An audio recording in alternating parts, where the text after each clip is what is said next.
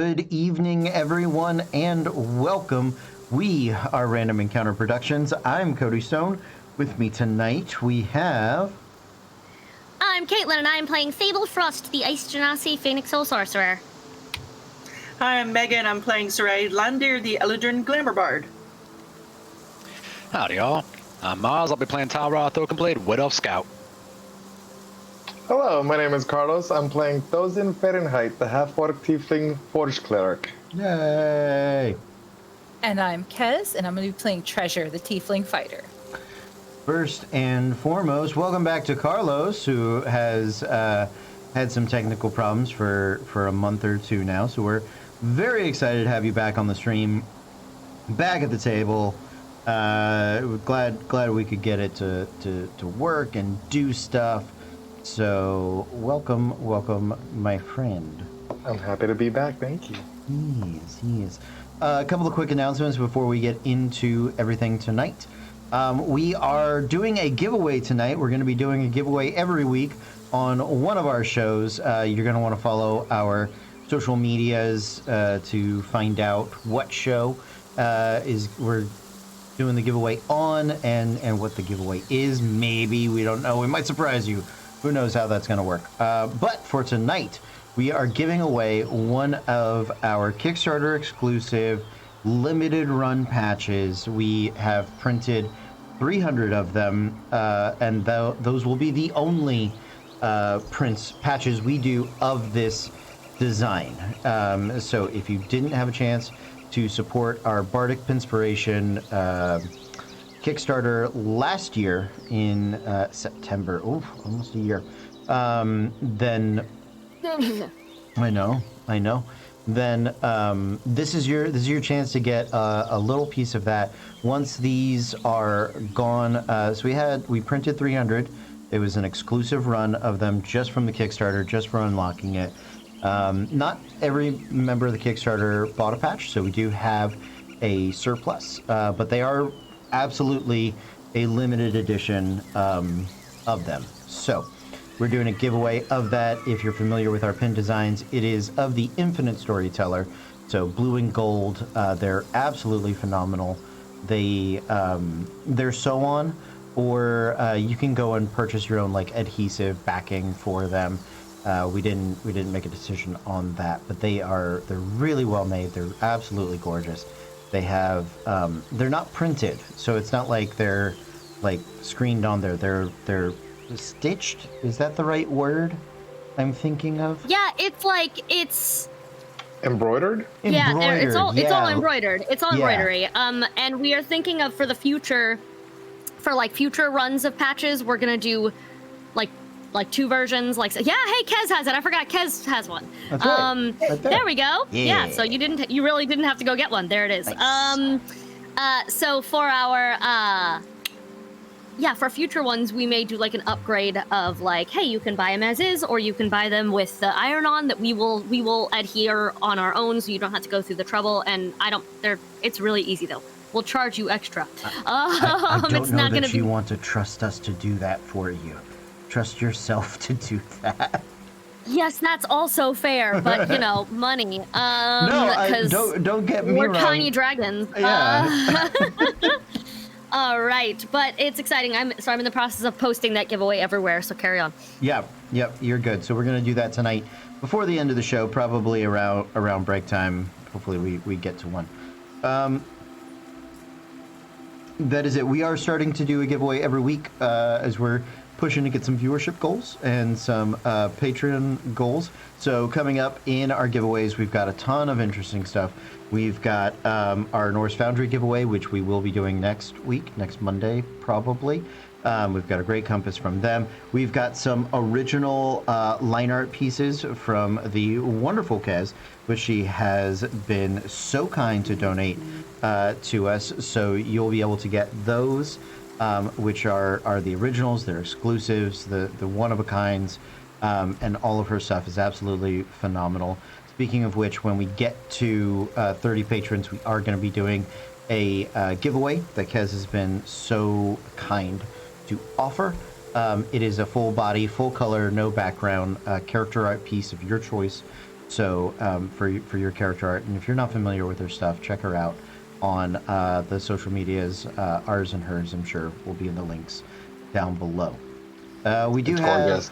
a couple of other people that do fun things. So who wants to talk about their stuff?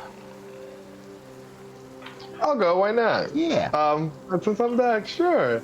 So we're still doing Junk Drawer on Tuesday nights. Obviously, like if you guys want to come check out Random Encounters on Tuesdays, we also drop our stuff for Junk Drawer on Thursday at YouTube. So you can check out Random Encounters on Tuesdays. Come check us out on Thursday on YouTube. Follow us, like us, all that jazz. On Twitch, we are the Junk Drawer Show. You can follow us there. Same thing with our YouTube, and then also on Instagram. And we have a couple merchandise stuff, like the shirt that I'm wearing right now. It's the 4 main characters for the Junk Drawer Show. Here's me right here, because I like orcs and half orc and stuff. But yeah, come check us out over there. Meg, do you have anything you got going on? No? Okay. She did something with CFC That's a Arts. lie. She's You got just her finished an audio play. Midsummer audio thing that she... Right. So so I did a Midsummer Night Stream for CFC Arts. It's exactly what he said. The entire script. It's available now on their website. So I think it's $5 or pay what you will. Very cool. Very cool. Just had a thought. Just lost a thought. Had it, and it was gone. Here today, gone today.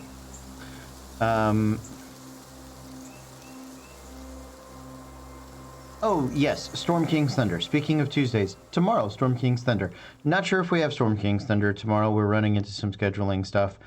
People are very, very busy with doing some shoots for wrestling promotions and for some other work, and schedules are in flux and changing. And that leads us into sort of a bigger announcement for August. We've hit a point where a lot of our team schedules are in flux. People are going back to work, or they're changing for school year work schedule and things like that. So in September, we are going to be looking to launch a bunch of new shows, try out some new things. So if we do not have Storm King's Thunder tomorrow, I am going to try to run a random encounter on Wednesday, maybe using the updated Ultramodern Redux rules. If you are a fan of the channel, you know that some of our original programming utilized those rules, where we are very much fans and support the Deus Ex Machina crew, who do some real solid work, and they've it's not just the rules that they did last time. They've updated them. They've added some real fun mods and stuff like that. Their spellcasting, their magic is something I've really been wanting to look at and dig into. So we will see. But we're going to let you guys know. Please follow us on the social medias to know what our programming is during this chaotic time. All right, my dudes. What do you think? Shall we do it? All right. Our adventure takes place in the land of Lickdracht. It is a land of myth, of legend.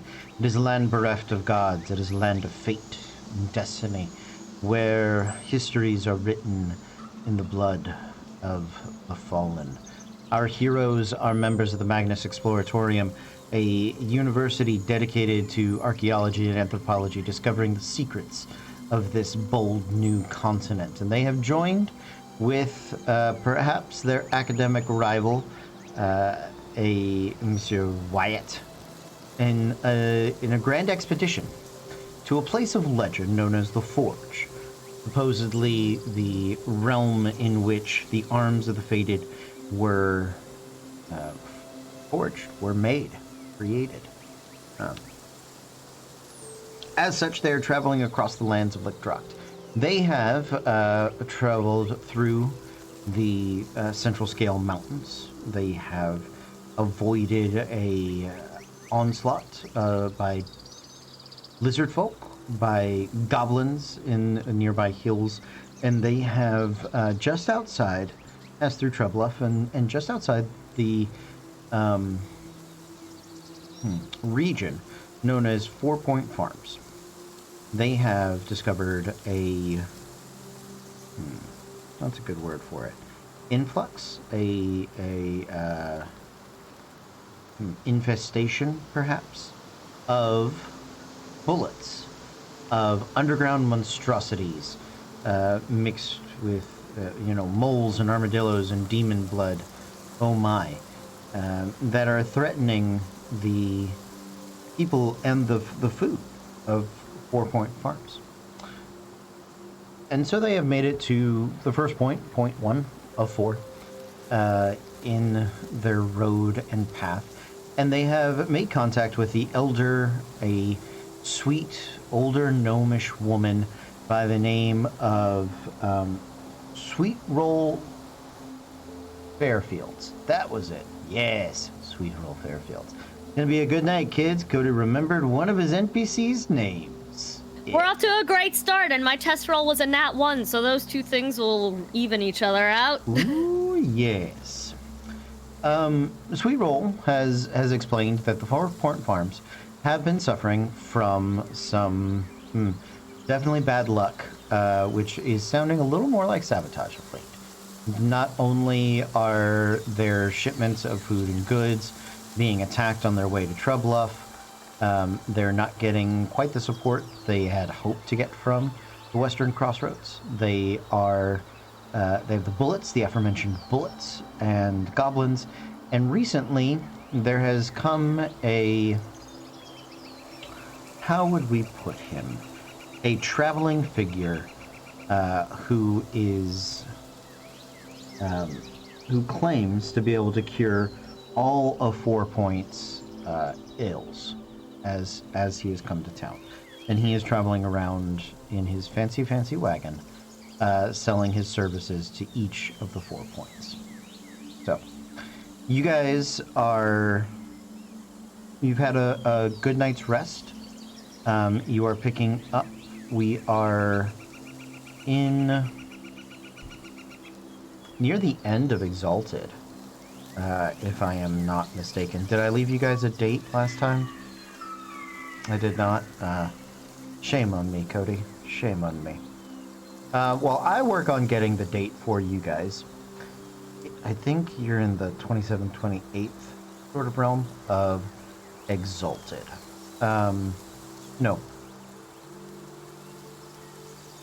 Champions?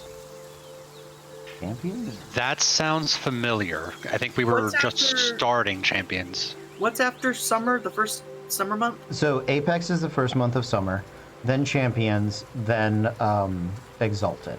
You guys Then, yeah, left, we're I still in believe, on the 10th or 11th of Exalted. Is that correct? I'm seeing some nods, so we'll pretend I did the right thing. Yes, Carlos, you're off the hook, buddy. If anybody doesn't need to have the correct answer for this test, it's you. But how amazing would it be if I knew it, though? If you did, But, I I mean- would lose my mind. Just fake it really well, okay? Be committed. Be confident. 11 second.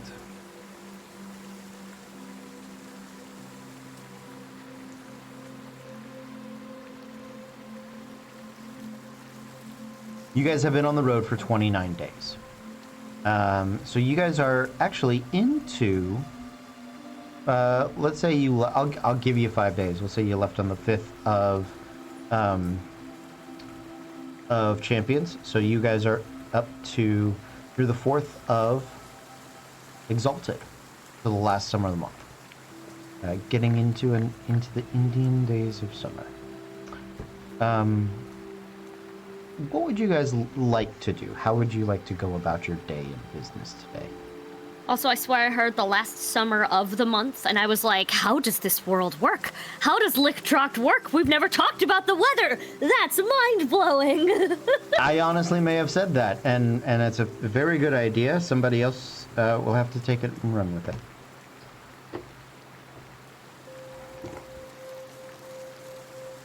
Well, for starters, I am making sure not to keep my feet on the ground. If I can stay on the high ground as much as possible, well, damn. Okay. I ain't trusting no land sharks. No. I seen the bullshit they do. Hell no. I mean, that's fair, honestly.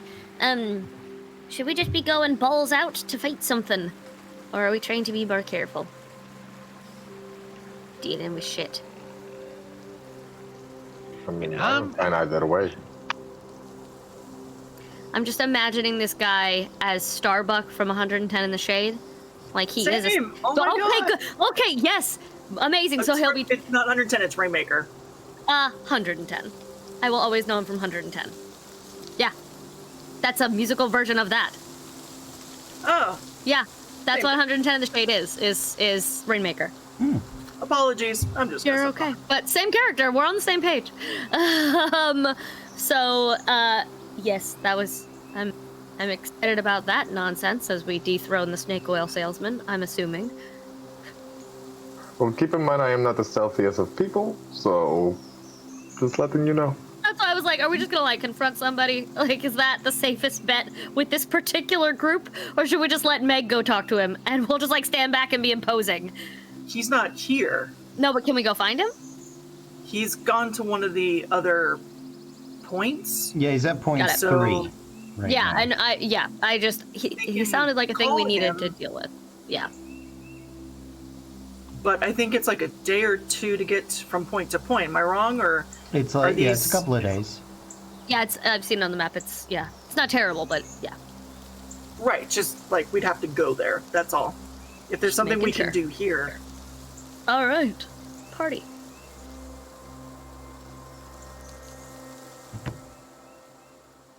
Are you guys looking for something you can do here? Is that what I'm understanding? I believe so. Yes. Okay. I'm just checking before we leave. Before we leave, like I don't want to wait. see. Yeah, like you don't want the city to set on fire behind us as we leave. Of like, oh shit, there was a problem that we missed. Oh no. You guys gather in the morning and you're enjoying a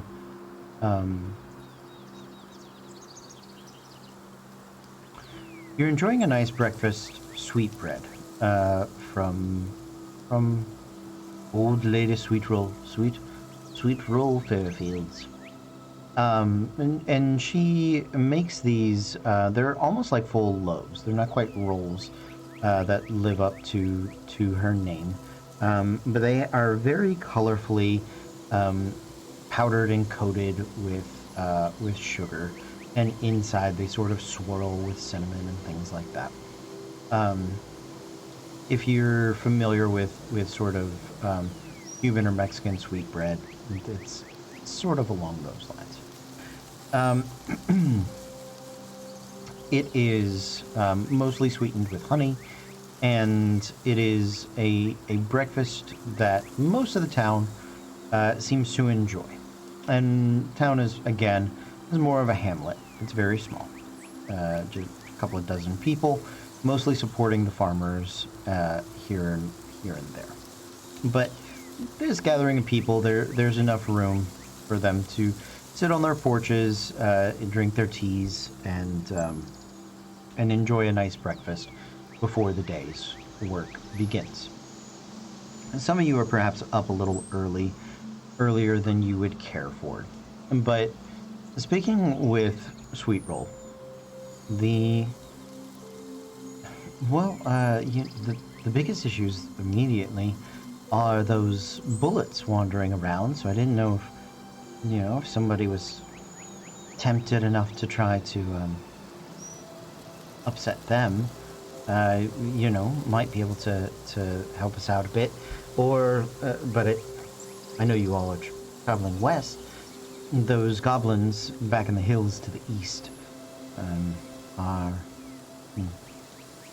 seem to be what's giving us the most trouble.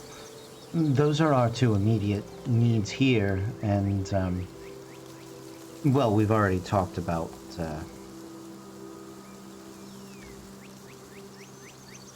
does anybody remember that guy's name? Now he's Starbuck. Yes, I know. I know that's what he is now. Don't think I called him. Sorry. No, we already have Star Song. We cannot call him Starbuck. We cannot? I don't think we got a name. Oh, okay. Give me just a moment. Let me get you guys a Bucky. name for him. Well, sorry, I mean, it does sound like those may be more immediate concerns. I'm up for fighting some stuff. You've been very sweet, and these are delicious. She stuffs her face with, like, a whole loaf. Just hang out, like, uncannily, like, this is a woman who has entered in many hot dog eating contests or whatever the medieval equivalent of that is at the circus, so she's just like, yeah, let's do this. This is delicious. Not very ladylike, but very excited. One Taylor Byrne.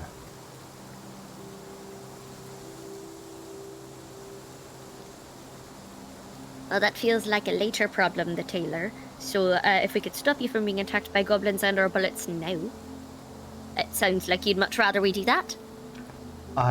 No, they're not goblins on bullets, right? It's two separate issues. They're not warg riders, right? Because, Not that we are aware of. I mean, that would be its own little bit of a nightmare, wouldn't it? at that point you just gotta move. Throw away the whole village. Just move. I hear that's what they do with Trubluff, isn't it? Whenever the town gets too wrecked, they just move it a few miles down the road and start over. I mean, it's worked for them, fine, but let's stop you from having to move around so much. It's very cozy here. We'd appreciate it. Yeah, that's. Plus, if you're not points anymore, you'd kind of be like, you'd have to rename the area if you kept stretching too far out. True. Not to mention, isn't that guy? I'm gonna call him a guy. We're gonna be polite because there's a very polite lady in front of us. Isn't he gonna loop back around anyways at some point? I believe so. Yes, that I think that's the general idea. Then why don't we stay here, deal with some goblins and bullets, and be here for when he gets back? Yep. Plus, if we can have solved, because you said he promised to solve the ailments of the area, and we're not sure we trust him. If we can find out what's wrong before he gets back, perhaps we have a little more of a bargaining chip when talking to him. It's a good idea. Absolutely. Yeah. Do some research. Let's fight some stuff and see what we dig up. Maybe it's weird goblin voodoo and they're doing something to the soil. Fable fills the rest of her morning with wild conspiracy theories about what could be wrong and like how. Mm-hmm. Treasure's probably already plotting with Fable where if they stay here, they might get more sweet rolls in the morning. Yeah! Yeah! My girl! The good important questions! Okay, so you guys want to go bullet hunting? We've got 2 healers tonight. It is the best time to do so. It sounds like fun. Why not? Welcome back! Let's go die! It seemed like a good idea at the time. Now, if I remember correctly, bullets they burrow and they shoot back up. They do. They're They're small, also good. exceptional jumpers. Yeah. I remember them being problematic. Let's just leave it at that. If one was not aware, bullets are exceptionally good jumpers. So you guys have the surrounding area. You had seen sort of the bullets hunting fields before. You guys did some checks on bullets last week. You know that these are seemingly hunting in pairs, or at the minimum pairs, which is odd for bullets. You also know that there is something that is driving them outside their normal hunting range. So with that information in mind, how would you guys like to go about hunting these land sharks? It's unusual because they usually are solo or they're usually in bigger packs. They're usually solo. They're usually very much concerning. solo. Other than breeding, bullets are not known to travel in groups. Meg, did you have something? No, I was saying Oh, solo. I thought you were. Oh, okay. And did we, That, like, you said we did checks on both, if the area itself is a normal hunting ground for them, or if they've been driven away from, like, is this preferred terrain, or are they usually some other type of place? If we could, like, backtrack. No, I mean, this is Just making fairly sure. common terrain. Just for making them. sure. Great. Terrain's common, pairing's not. Phenomenal. Well, we do have a tracker here, if we believe. We could just, Ooh.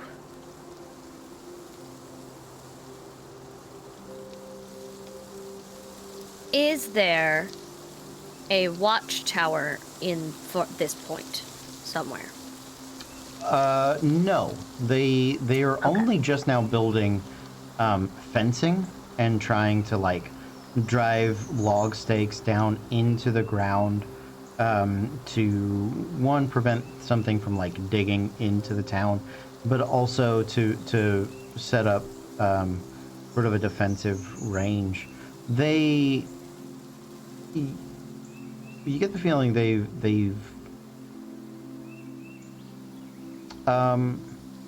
is preparing for an attack is a new thing for them. So because of that, we will have no way of really fortifying. We just have to go out and cowboy it up, basically, to go fight. Like there's not any kind of watch post out there where and where we could stand and like shoot from above. We just have to kind of go. Not that you've seen. You haven't seen any sort of watchtower. The closest like military installation is days away. There may be things like that closer to the Western Crossroads, but as far as just like useful, I mean, there's some tall trees. There are some buildings that you could stand on top of. They've been inching closer to the town, but they have not officially made it to the town. They haven't attempted to attack the town yet. So, you got to get out of town. Talroth? Based on where we've seen a lot of their holes pop up, could I try to make like a nature survival check to maybe figure out where they're likely to come up next? Sure, I'll take either one.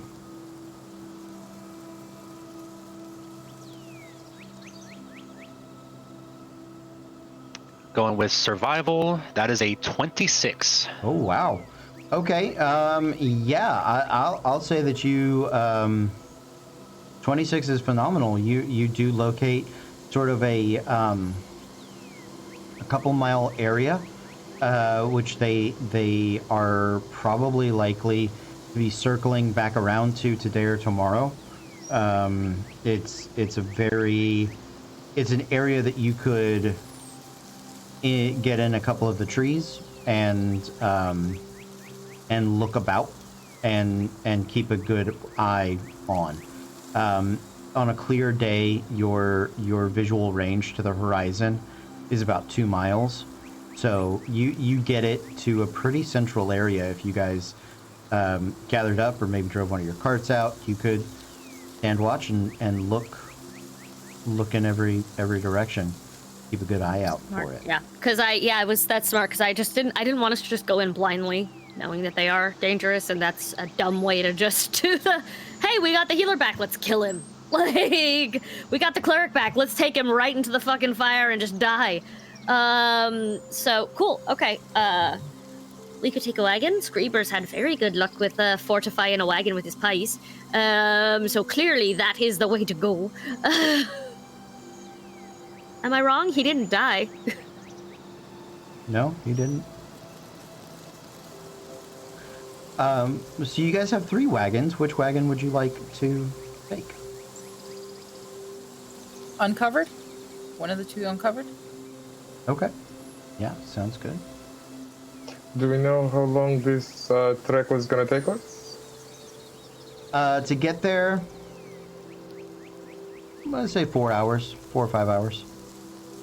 Okay, knowing that it would be the same day, I would walk up to Treasure and be like, "Hey, would you prefer to be more protected, or would you prefer to hit a little harder?" I'm pretty protected, but if I hit harder, then we can end this faster and go get more sweet rolls. Okay, remind me again, what weapon do you have? Great sword, adamantine. Let me see your sword for a second, and I am going to do my Blessing of the Forge and grant it a +1 bonus for the next, until I take a long rest.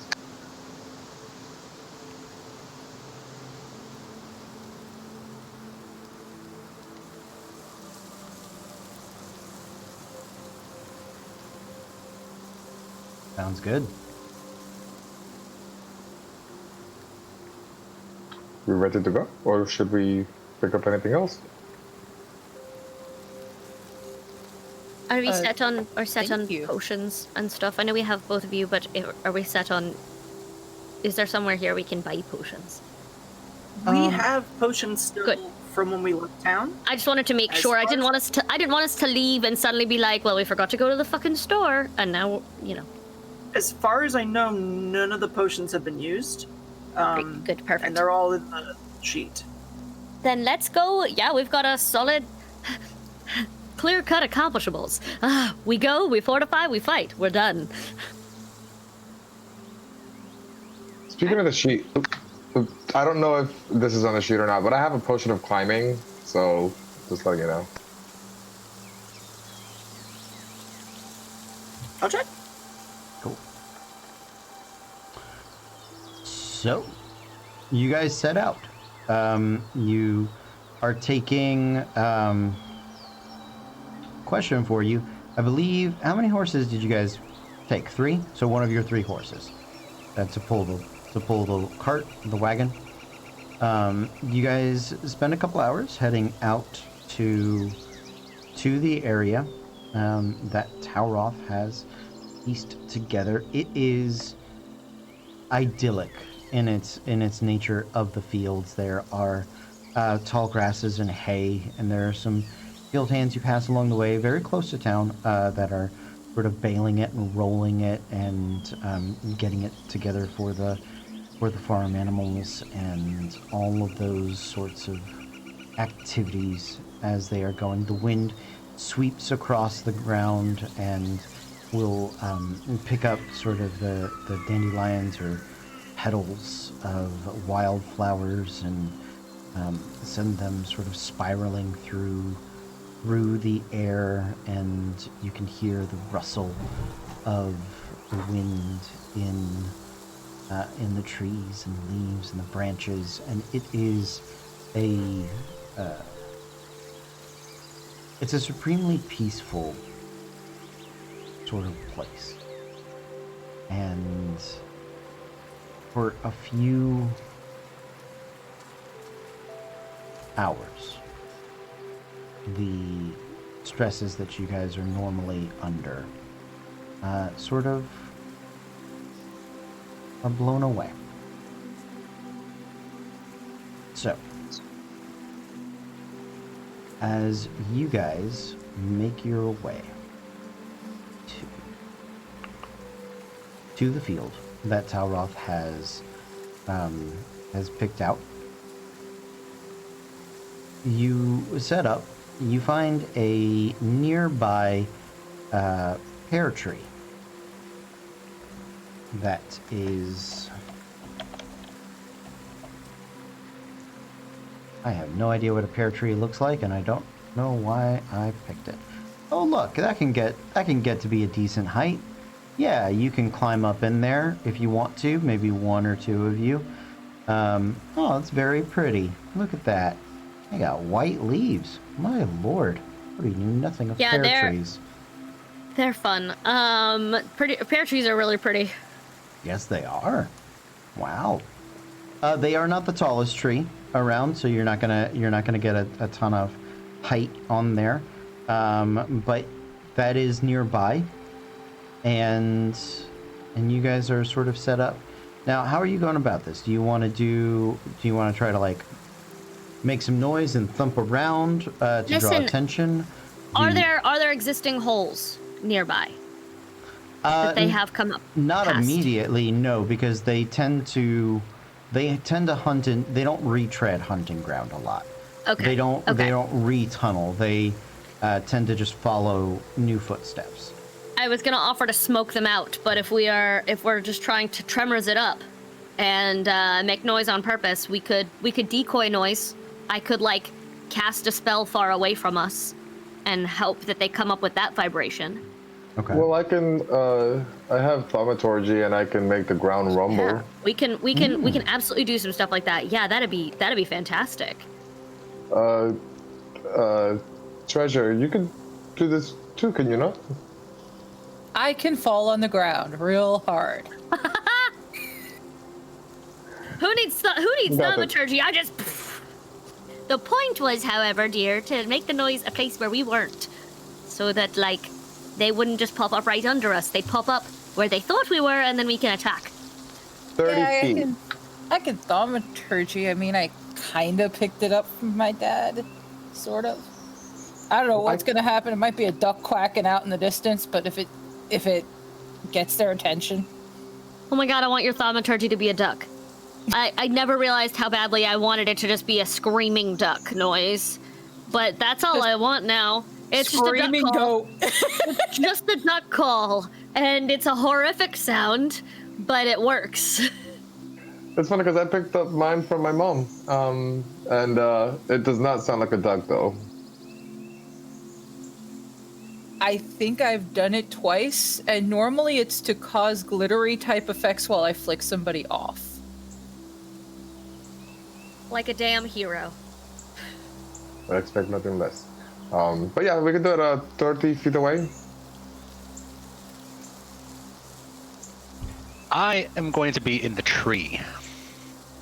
Okay. Tara getting up in the tree. I would like to spread out. So wherever, if we're, I would like to make it so we're casting thaumaturgy in the middle of us, so we got all angles covered. So I'm gonna head across from where Talroth is, like 60 feet, and just quietly lay flat on the ground. And I'm gonna try to be cool so my body heat doesn't alert them. Luckily, I am made of ice, so that's not a problem. Fucking be cool, bitch! I'm gonna turn to Sarai and be like, "Where are you going to go?" I don't have like I don't really have a lot of good options. No matter where I go, I'm gonna get smashed. So, Are you able to stay in the tree so that you can buff and heal from a distance without getting squished? Yeah, I was just looking to see if I had feather fall, and I don't. Can you stand near the tree and hope that those of us on the ground are taking most of the damage? Because I have a weirdly high amount of hit points. Like part of me wants to go in the tree, but if they're good jumpers, What about I don't in feel the? like being a pinata. Well, we've got the wagon also, so we can sit the wagon next to the tree, and they're not going. If they're doing in pairs, they can't attack all of us at once. First of all, yes, they can. Second of all, Screebers? Is he with us? Yes, Can right? you throw pice? No, but if it gets Did you want to bring Screebers with you? no, It's up to you. and we just no. That's alright. No. I don't know. I'm going to stand under the tree. Okay, before you go, Thozin's gonna kiss her in the cheek and cast Shield of Faith. Thank you. Adorable. Take care. Plus 2 to your AC. Fable I'll just never starts die. giggling. Like, Fable just starts giggling like an idiot. She turns careful. bright pink. Just goes hide under the tree. Treasure just very blatantly shoots her a thumbs up. Like, doesn't even try to hide it. I'll be honest, I don't think Talroth noticed. He is so concerned about these damn land sharks. The rest of us are like, oh, it's the love moment before we die. And Talroth's like, we're gonna fucking die. Who cares about love? Like, I think Thozin would find some. Is there like any thick trees he can hide behind, or any like bush that would be obviously within range of phrasing? I know that he can hide behind that would put Fable where she wants to be, and everyone kind of an optimal location. I'll tell you what. Roll me a percentile. First roll in 3 months. Not that great. 28. 28. So in this area, there is not there's not really any thick underbrush. There's thick grass and tall grass. So it's if you were a small creature, you would have some trouble running through it. But other than the pear tree, and maybe another one about I'm gonna say 60 feet off. Those are the two big landmarks. You have two pear trees. You have your wagon, which you can position in between them, to the side of them, create a triangle of your choosing, a line. You guys have passed geometry. You know what you can, what designs you can make with 3 points of interest. Actually, let's. Yeah, I said 60. We'll stick with 60. So that's what you guys have to work with. All right, and you said that the grass is it tall enough that if I go prone and lay on my stomach, I can like kinda, somewhat hide? Oh yeah. If you went prone, somebody would have to be within, depending on how tall they are, 15, 20 feet to see you. If they're further back, they're just gonna see the tops of the grass. So yeah, I would say the grass is maybe 1.5 feet, 2 feet. Like it's pretty tall grass. You know. Okay, then that's what I'll do. I'll go prone, even though I'm pretty sure they'll know I'm here. I'll still do it anyways, and just get ready to cast Thaumaturgy whenever everyone's ready. Okay. That's such a choice visual. Everyone's like climbing up trees, hiding behind shit, and Thosen just drops. And that's kind of what Okay. Fable is doing. She's just she was being a little more like acrobatic sneaky about it. Like she was trying to do that thing where you wedge yourself in the ceiling, but there's no ceiling, so it's just the floor. Spread, be flat, be small. So I'm gonna have an easier time of it than Thosen is. remind me where everybody is. Fable, you are on the floor. You Across are from the tree. across from. Okay, so we have tree A, or tree 1, and tree B, and or tree 2. This is not to indicate that tree B or 2 is lesser in any way than tree A and or 1. What tree would you like to be near? Are they both across from the circle? Or are they both across from each other? I mean, they're two trees. They're always across from it. They're you can 2 points. You can draw a straight line between them. So Yes, no, I meant if we're trying to circle, You are wanna the make a trees on circle. either end of the circle? That's Yes, fine. I was Yes. I was hoping Great. he could Great. in the circle. So I would be across from, I'll be making a circle and or point with but not near a tree. understood. Got it. Thank you. That's what I'm trying to clarify. No, you're good. To ride. I am Partridge in the Pear Tree. Okay. So, tree B or tree A?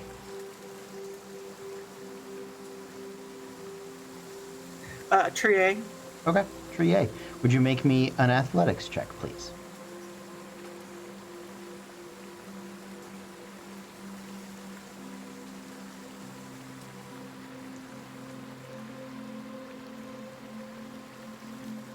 How? Natural 20 for 21. Oh, all right. Thosen's love has saved you already. So, right, as you blush and attempt to run up a tree, you gather your dress. She's been climbing trees a lot lately. Yeah. Oh, ew. There you go. You scurry up the tree. You don't get any of your dress caught on any of the bark or the limbs or anything along those lines, which is wonderful. Talroth, what are you up to? I will be going up the other tree, hood up, bow out, just trying to blend in with the branches because I do not want to be seen by these land sharks. Sure. If there's a way I can hide my smell from them, screw it. I will grab the leaves. I will get a pair and just smash it on my armor just to not be picked up by them. Okay, make me a survival check.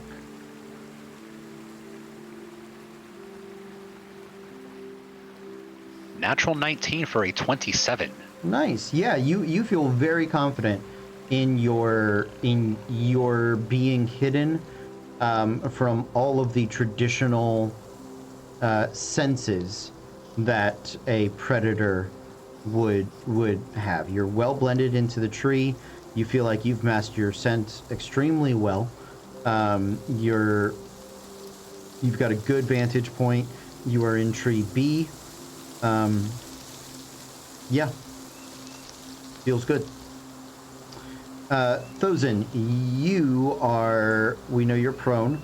You are in the center of what is currently a tree fable triangle. Would I be able to be like, I'm trying to be opposite of Treasure so that it would pop up between me and Treasure. Between you and Treasure. So wherever Treasure goes, I'll try to be on like the opposite side of wherever the creature is meant to be popped up. But I am also going to look at Sarai, kind of lift up an eyebrow and be like, that woman is all full of surprises, isn't she? Yeah, up she goes. Okay, Treasure. I realized that I am a glowing gold beacon, and even going prone is probably not going to hide my ginormous ass. So we're not going to try that. She's going to crouch a little. Mm-hmm.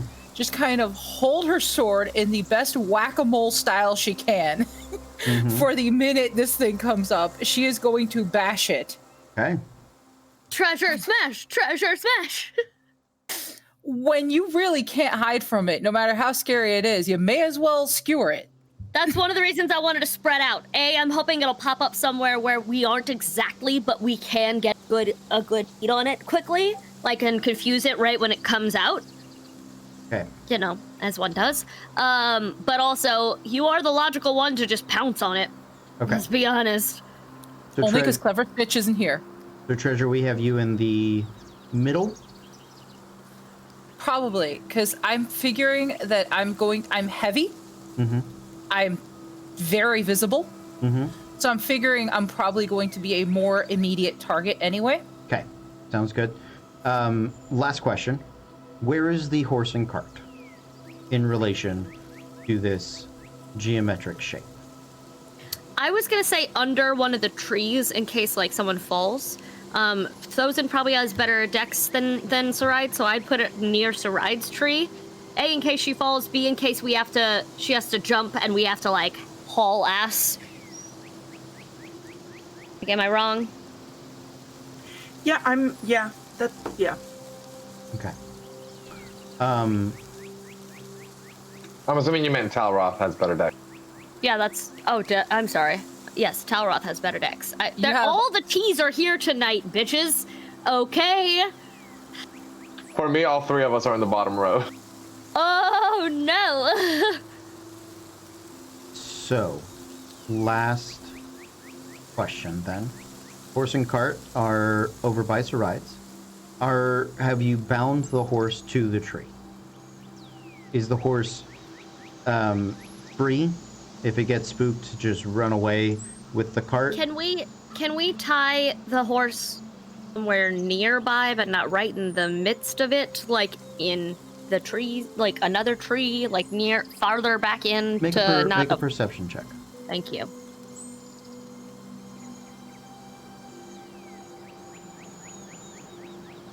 $14. Roll me a percentile.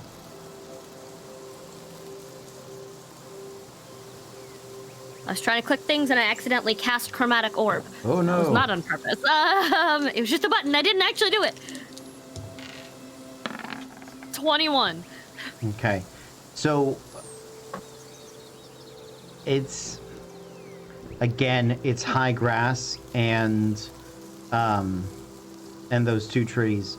So, maybe a mile and a half out down the way, there's another tree.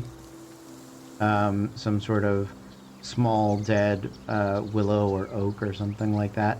If you wanted to go over there and tie it up and walk back, that is an option. Can we slip hitch the horse to my tree? Sure. So if it gets spooked, it can kind of go Yeah. if it pulls hard enough, but Yeah. not so that it's just wandering. Yeah. That's fine. You can do that. Okay. Cool. So a light tie on the horse to tree A.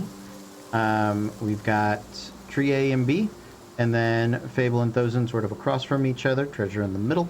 You guys creating this box of bullet attention, as it were. So we will go A, B, Fable, Thozen, right? A up top, B down south, Fable to the east, Thozen to the west. Treasure in the middle. Horse and cart, tree A. Light thing. So if the horse freaks out, we'll call it DC 5 athletics or strength check. It'll take off. Cool. My people that are attempting to draw the attention of the bullets. What are you doing? I am casting Thaumaturgy right where I see Treasure ready to slash, so I guess within 5 feet? Is that your Okay. range? Yeah.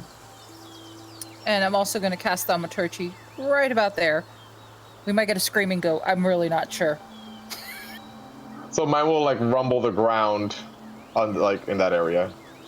Okay. Absolutely.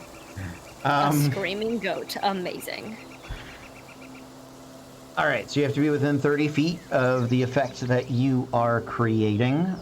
So, Thozen, you're about 30 feet away. See, harmless tremors in the ground for 1 minute. Okay, sounds good. Treasure. Can I add a little prestidigitation to that to make it sound like there are voices in that area? Sure. Like they're actual people? Mhm. That's all. I would like to just do that. Absolutely. Fable, make me a performance check. Thozen and Treasure, roll me percentiles. 23. Okay, yeah. 22. 28.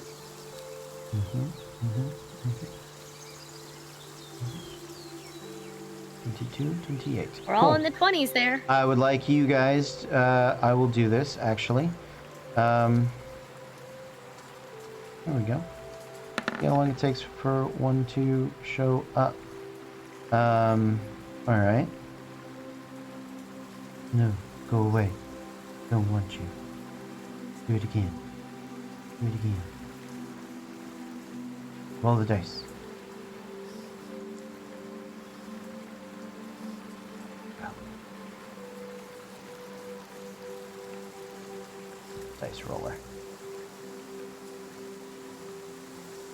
There we go. You guys set up your little trap, your very well made area. You guys begin casting your thaumaturgy and your prestidigitation. You are trying to get the attention. The horse is a little uncomfortable. It can sort of feel the tremors of the ground. Sort of ripple, but it doesn't seem terribly freaked out. I'm gonna say that the first 30 minutes, maybe an hour, go by. You guys doing this intermittently. You know that this is gonna be a potentially a long, like stakeout sort of idea. And then in hour 2, you start to the horse starts to get very uncomfortable. And it, oh no, oh no.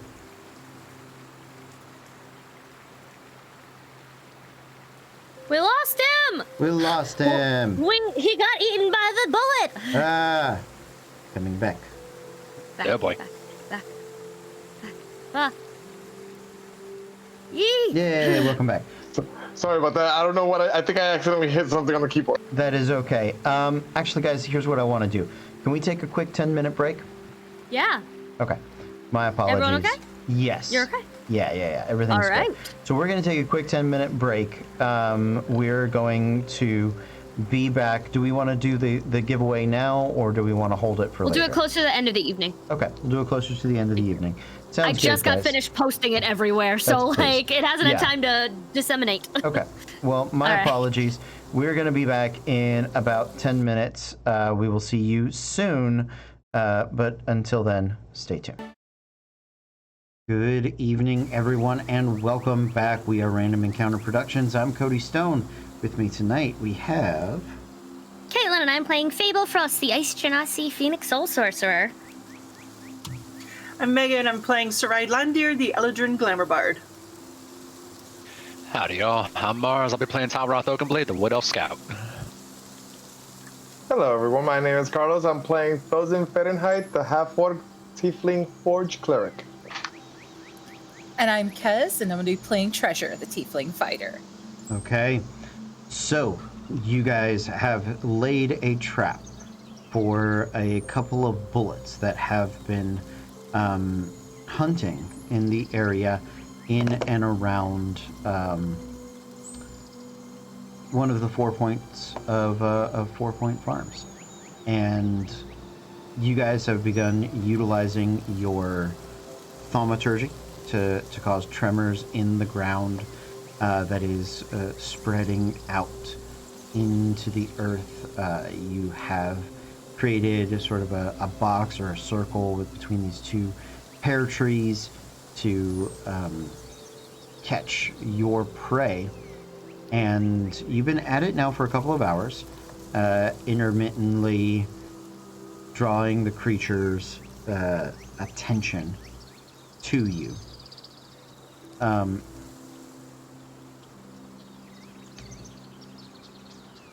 Is there... I would like my two people doing thaumaturgy. Actually, I'm going to do this. I got this for you guys. So, we've got Thosin up first, and then Treasure, and the horse. Ah, nice. The horse does some hoof beats as it sort of is getting uncomfortable. I would like all of you to flip for initiative. Yeah.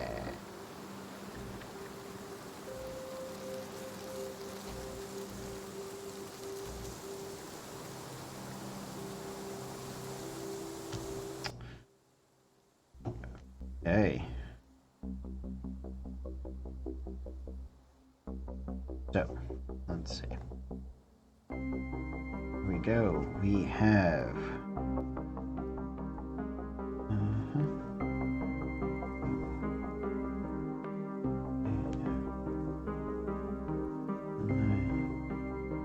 Fable, what is your dex mod? I'm just checking. It is Or dex score? a +2 of 15. Okay, so you guys get to go first before the bullets. They are, you get the feeling they are underground. They are beneath your feet. You can sort of see some of the dirt and the grass start to move and rumble. You know that their attack is imminent. You do not have visual on them yet. They won't break the surface until their turn. So there is It's that. a prep round. Yeah, so essentially you guys get a prep round. So, you guys can all beat them on initiative, though Talroth is technically up first, but I'll let you guys sort of go in any order since it is a prep round. So. Talroth can go first. Sure. All I'm doing is just having an arrow just knocked and ready. As soon as I see it pop up, I'm taking a shot. Okay, that sounds good. Then there was the 10, which who was that? Thosin? Okay, go for Yeah. that. If I can see Sarai, I'm gonna recast Shield of Faith on her. Okay. And then I'm gonna take my shield and put it underneath me, knowing they come from underground. Okay. So if they come at me, they'll hit the shield. I'll know that I'm gonna get knocked back, but at least I have some protection. Sure. Sounds good. Then it is Saride and Treasure. I don't know which of you had the 9, so. Is everyone within 60 feet of me? Yeah, actually, yeah. Yeah, that's the farthest away I went, was trying to split that difference, so I'm no farther than 60 feet. So, yep. Sweet. Then Mantle of Inspiration. So 8 temp hit points. If you'd like to move, you can. I don't know. Just run around yourself really fast for 30 feet. Just hype up like a puppy.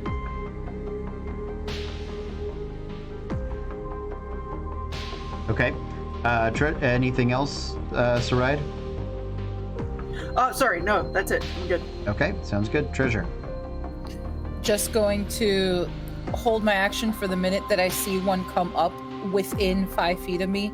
It is getting bashed. We are playing whack-a-mole with the bullets. Okay. Got it. Then it is the bullet's turn. I thought you said I went first. You I thought you do. said we Yeah, all went you do. before them. Sorry. Yeah. I cast Sorry. Mantle of... no, you're fine. I cast Mantle of Flame on myself. That is important for if I get hit. So, but that is all I do. And it lights things on fire that are you're in contact with? So, Mantle of Flame, just so we all know, a bonus action, I magically wreathe myself in swirling fire, eyes glow like hot coals, it's amazing.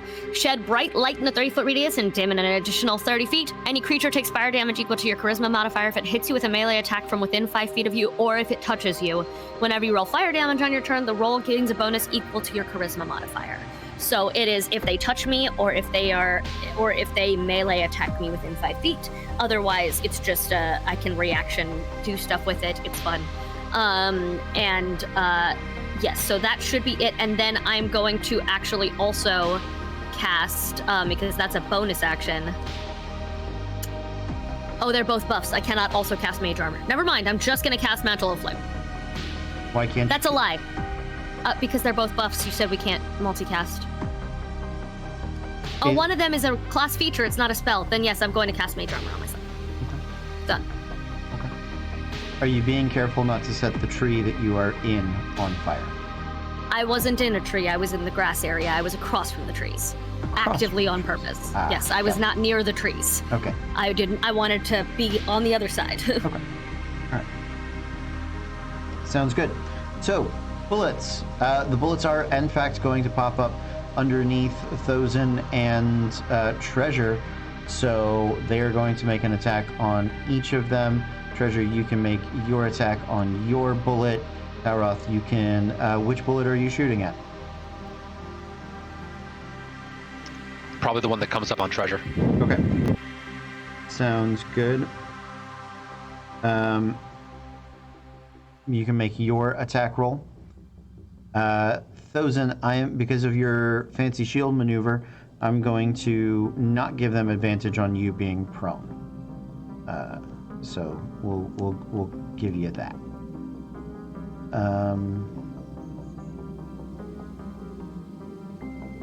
Go ahead and make your attack rolls, guys. I got a nat 19 That'll for hit. a... Yeah. Don't you crit on a 19 now? I do. Yay! So with our updated critical rules, you get max damage plus the roll of the dice, or max damage plus a condition. On the bullets, however, given their senses, and I don't see any good conditions. You can't really knock them prone because they can burrow. You can't really blind them because they have tremor sense. So let's just go with some Gonna extra do a damage. whole lot of damage. Let's do it. That sounds real good. So it's gonna be my max, plus it's a magic weapon right now. Thank you, Thozen. So it would be 12 plus 5. 17 would be my max, and then I roll Yep. for the next bit. Gross. Which I don't roll twos, so let's re-roll that. Yeah. So that's gonna be an additional 15 damage Okay. on top of the 17 she did. Nice. 32 points of damage. Nicely done. That was so sexy. Whack-a-mole. Yeah. And Talroth. Do I get advantage on the attack because I was hidden or no? Yeah, sure. Yeah. Absolutely. That is a 20 total. 20 total, that'll hit.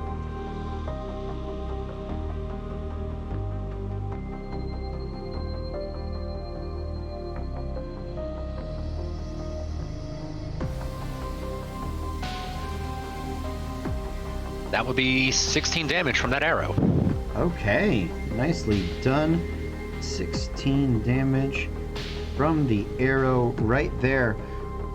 Ooh, that is some good shooting. Anybody else have a held action that I missed? I don't think so.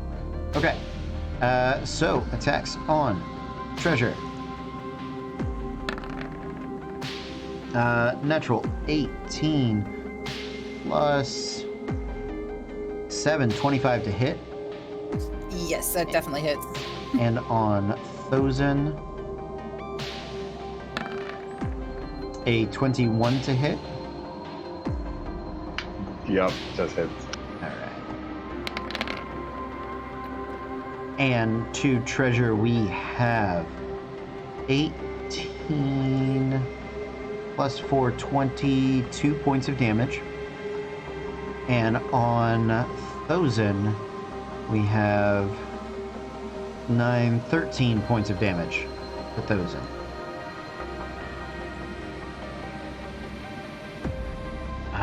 And that is it for...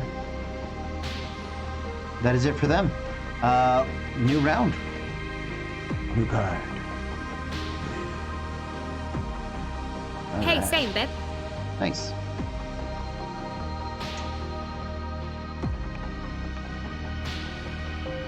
Yikes, this is all over the Oh, board so today. bad. Okay, Treasure, you're up first. She has the biggest vendetta against these things. Goodness gracious. She really does. She is quite upset with them. New favorite enemy, man. I know you don't get one in your class, but you have one now. Yeah. I guess. I mean, Meg's is Wyatt. Like, Sarai doesn't get one, but she has one. No, Wyatt and Wyatt and I are friendly now. We're friendly. All right. Quick DM question, because I'm Yes. not entirely understanding how this this particular effect works. Branding smite. It says they can't go invisible or anything like that if I hit them with this. Sure. So does that mean that we will still be able to track them if they decide to burrow? Technically, no. Okay. The effect you're describing is like Hunter's Mark. So they could not okay. turn invisible as per like the spell or the effect. But if something was to gain total concealment or total cover from you, which essentially burrowing would do, you couldn't see through the dirt to see them. An effect like that would be like Hunter's Mark, where you could always track where they were, even if you could not see them. So, Fantastic. So we're just going to go with Searing Smite instead. Let's Okay. activate that. great. Bonus action for Searing Smite.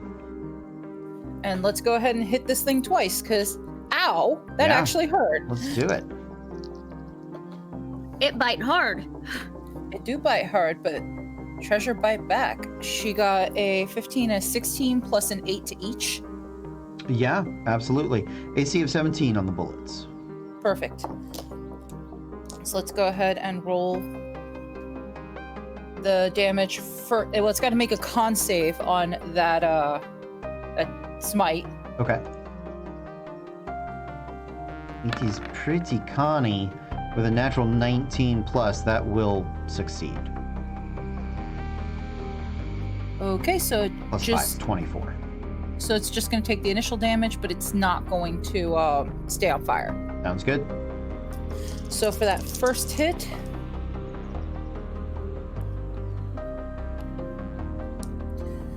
that is 14, 17. Okay. 17 And- points of damage. The second hit, which is without the fire, Mm-hmm.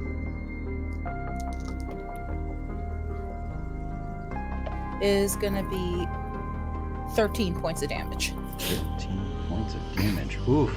This bullet is not looking happy at the moment. Yeah, fuck him up. Treasure's clearly not happy with it. I don't know what's the matter with her. She is quite upset with it. Okay. I believe it is Talroth. Yep, taking another shot from my little perch up here. Okay. That's an 18 to hit. That will hit.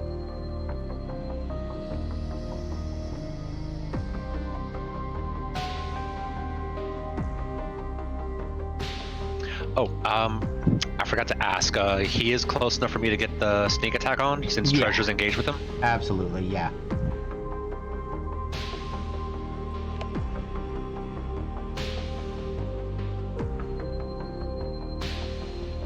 Another 17 damage with an arrow.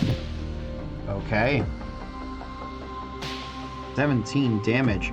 Absolutely. That is enough. So that arrow comes ripping into its underside. You catch it in the mouth, sort of pierces back into it, and it starts to kind of gurgle on that sharp stick and point, and begins to plump down onto the floor. Oh, hell yeah. One down. Whew. Okay. After that is Fable. Yes, it is, and I'm going to take the GIF advice that Meg gave, which was burn them all. She's going to cast a fire chromatic orb at first level, because even at first level, if it's fire, I do a hella extra damage, so hold up.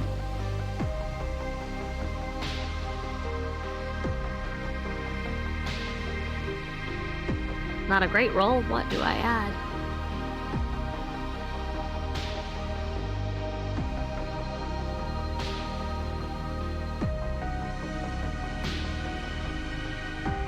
That is a 14 to hit. A 14. That's gonna Yeah. miss. Fuck. Okay, well then I stress out and I just make it angry and panic.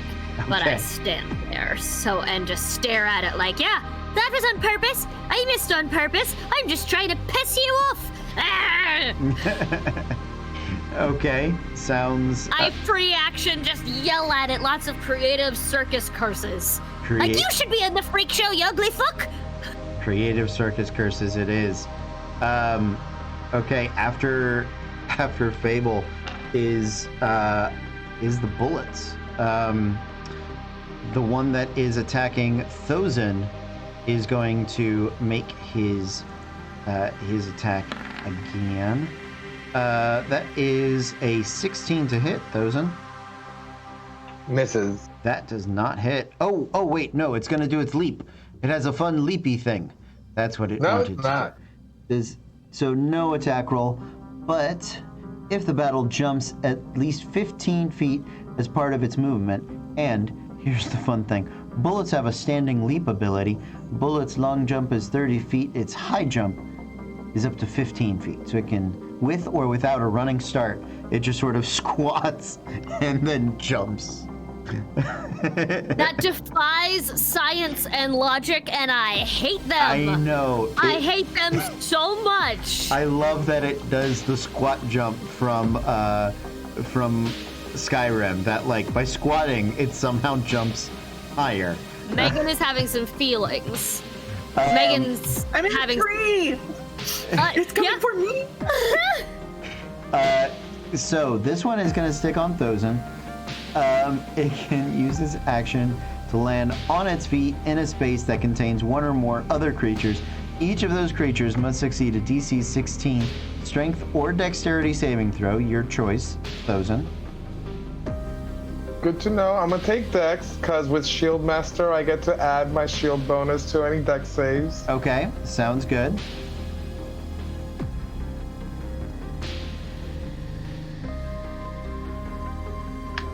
That's still gonna fail anyways, because that's gonna be a 9.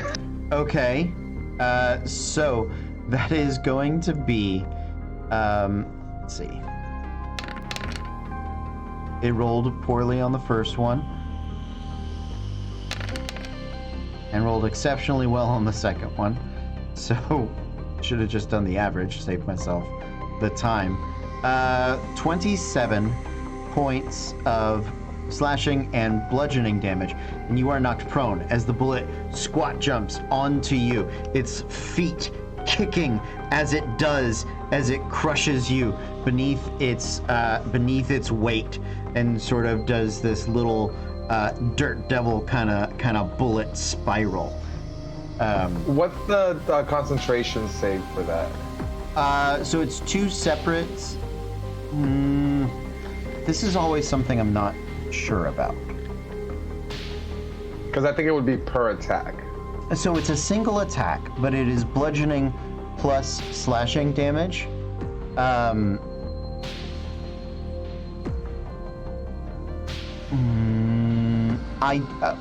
It's up to you. So it's either two checks where you have to make 10 or better, or it's a single check where you have to make 13 or better. I'll do the single check because I rolled a 14. Okay, that's fine. It's also something that happens when a weapon has poison on it, right?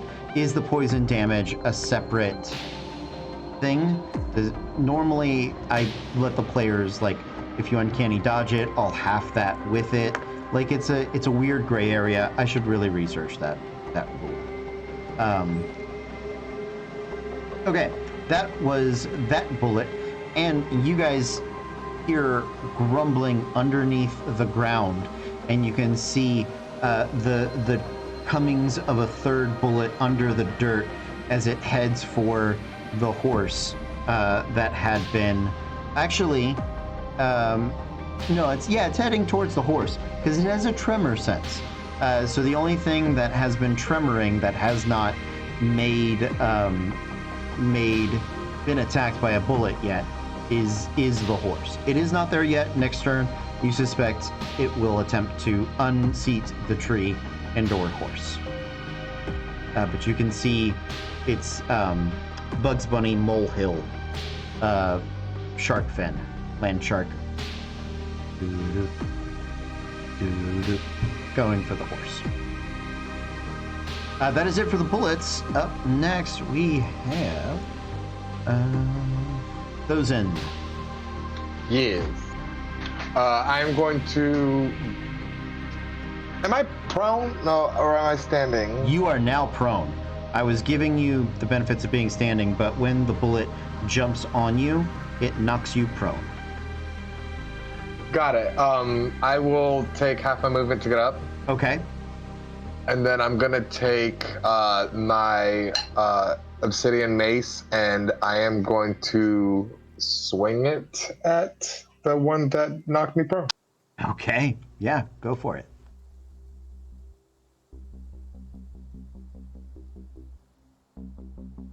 $19. 19 does hit. Absolutely. Okay.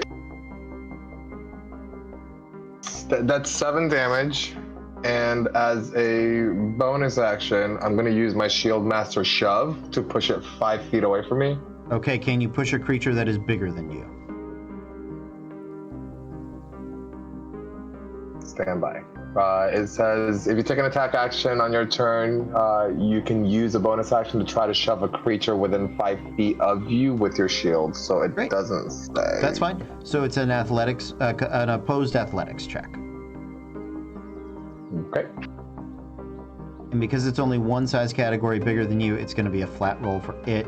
If it was 2, like if you were trying to do it to a giant, it would have advantage. I rolled a natural 20. You beat its modified 17. So yeah, you shove the bullet 5 feet back. This thing that's the size of a bull, armored like an armadillo with weird claws and teeth and a jowl. Those in just sort of muscles in it and like hurls it backwards. Forge Daddy says no. Yeah. And then I'm gonna run 15 feet is what I have left. I'm going to go towards. Do I want to go towards the horse? I can't take another hit like that. Is there anything that, aside from the 2 trees, that I can try to hide behind that I don't take a direct jump leap hit from? Not really. No. Okay, You can that's fine. yeah, the cart or the trees. Those are Just start surfing on the cart. Just if they come up under it, you just like ride the wave. All right. Then I'm going to not get near. I'm just gonna get between that one and where I think the other one is, so that I'm not being tag teamed by them. Okay. And I'm just gonna have my shield just up and ready. preparing to get. Yeah. Okay. So ride. She's gonna shout out something in remarkably broken Orcish Okay. and healing word on Thozen. Okay. What level healing word? Healer needs healing. 3rd. Nice. Rolling. Hold on, sorry. Yeah. 12 points. 12 points. Okay. And then she's going to drop out of the tree and untie the horse. Okay. Dropping out of the tree, you untie the horse. You're encouraging it to run at this point. Yes. Okay. Fly, you fool. Okay. Yeah. She's schmitting it. Yeah. Go on. Go. She's trying You're to white white fanging. fang it. You're gonna white fang the horse. White fang it. Yeah. You should have just hopped on and just like man from Snowy Rivered around and just like it would have been great. But sure, that's can't another way to go. Oh, that's fair. That's a check we don't need is animal handling. No, We all know you only ride orcs. Goddamn right I do. Okay. New round.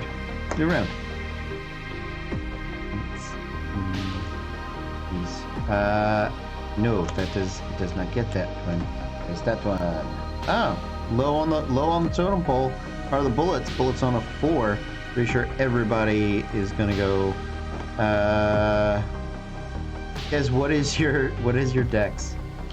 Do you even have to ask? They have an 11. I have a 10. Okay, so they will go before Kez. Everybody else first. So yeah, who's up first? Me! Babel, It me! do it. And the other one is not popped up yet, correct? It is not popped up yet. Good, You do- amazing. This one you have an idea where it is because it is Not first. traveling. You can like, if you did like an underground AOE, if you had like earthquake, I guess you could target it. I don't, and I can't get that creative. I could get weird with Fireball and their tunnels. Oh, maybe I could if there's a hole under one of them. I could just like stick my body in and just Fireball. But I don't know that it would reach it. But that would be fun. How far away do I think it is? I'm gonna get weird. The one that's Bugs Bunny. That's still going. You Yeah. don't have like an entrance into the Bugs Bunny hole. The only one Okay, that you I didn't have. know if the tunnels were attached. I didn't know if it was like all underground networky. Because if it was, it could go through. Okay, that's fine. Yeah, it's less like that. More like they kind of are digging as they go. Okay, that's So, fine. yeah. That's not a problem. Okay, then instead, there's one that's still up. Yes, That yeah. I missed earlier, because Saride is dealing with the horse. I was gonna go free it. Thank you for saving me from having to try to run across the fucking circle. I don't have the movement. I am going to try that again! Real And- quick. I would like all of you to make intelligence saving throws.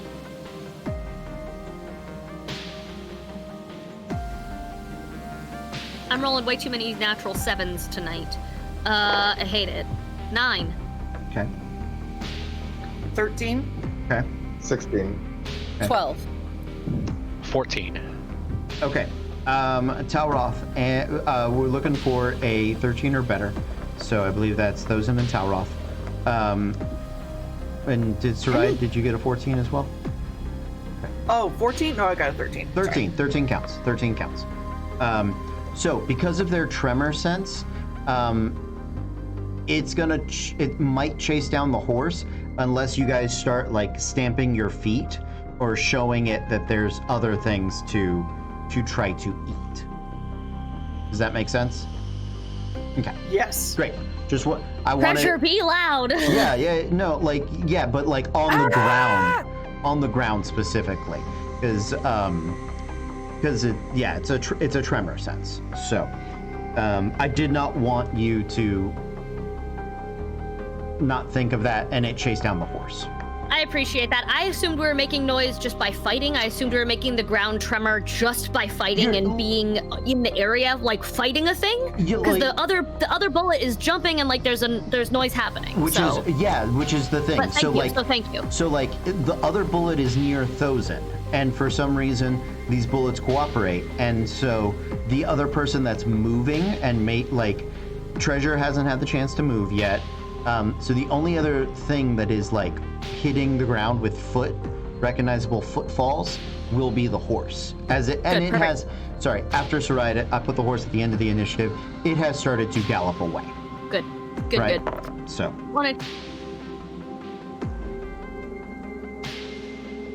I can't hear you.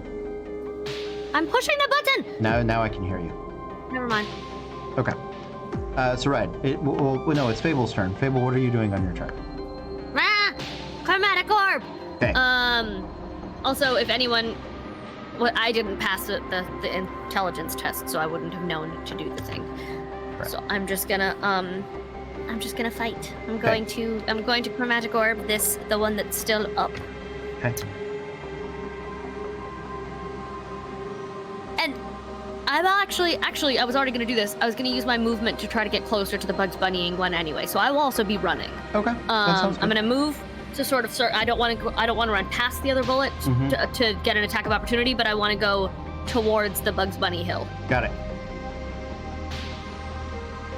Natural 18 on the chromatic orb. That'll hit.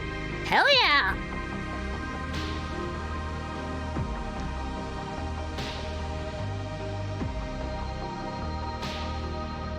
It is going to be fire damage. It's going to be 3d8 of fire damage, plus I get to add my charisma modifier because of my Mantle of Flame. Great. To be able to any fire damage. Okay.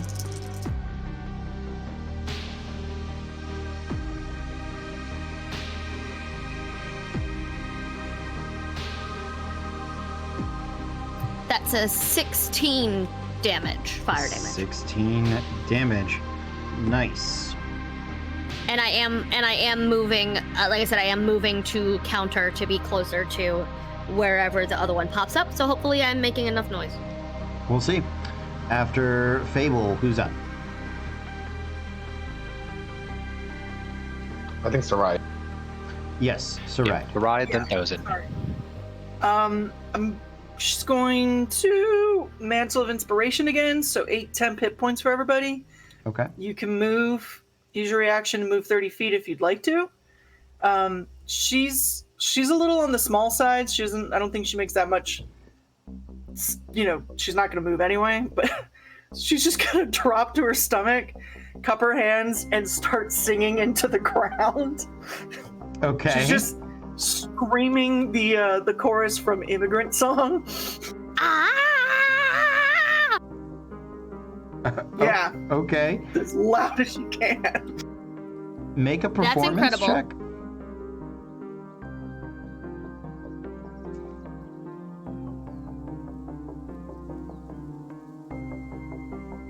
Just an 8. Okay. Okay.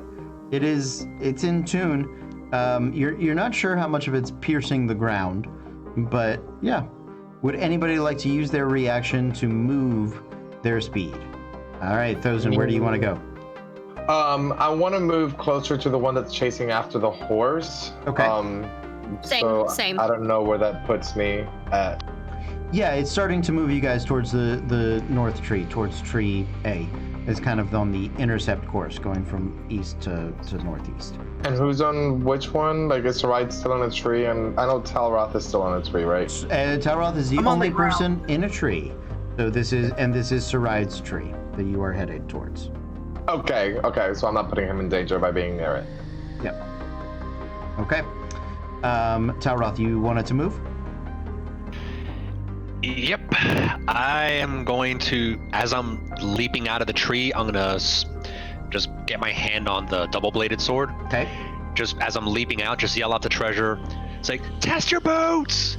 and try to slam my weapon into the ground to make some kind of noise. Okay. All right. Yeah. Give me a let's call it just a dex check then. Or I'll give it a dex check. I'll be nice. We'll give it a dex check. We'll make you do a strength or a charisma check.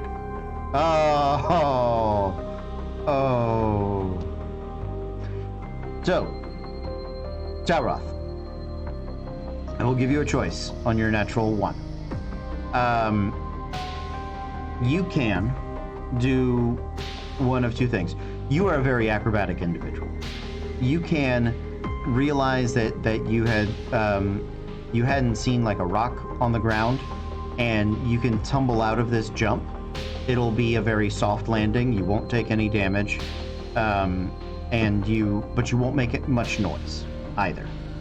Or you can roll your weapon damage on yourself, and make noise when you hit the ground.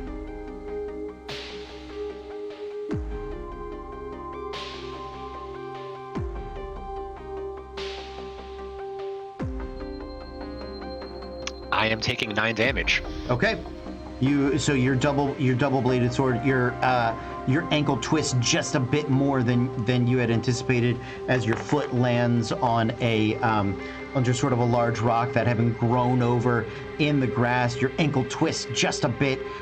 Your both knees hit into the dirt hard. You're down onto your elbow, and the blade of your double sword sort of hits you in the chest. Doesn't pierce through the armor, but it's just that heavy impact. And like you thought about tucking and rolling out of it, but you thought better of it, and you did hit pretty hard. So it's you did make a nice thump on there. Okay, Treasure, did you want to move? I did, especially because there's no bullets around me, correct? There is, correct. The bullet that was around you is gurgling and dead.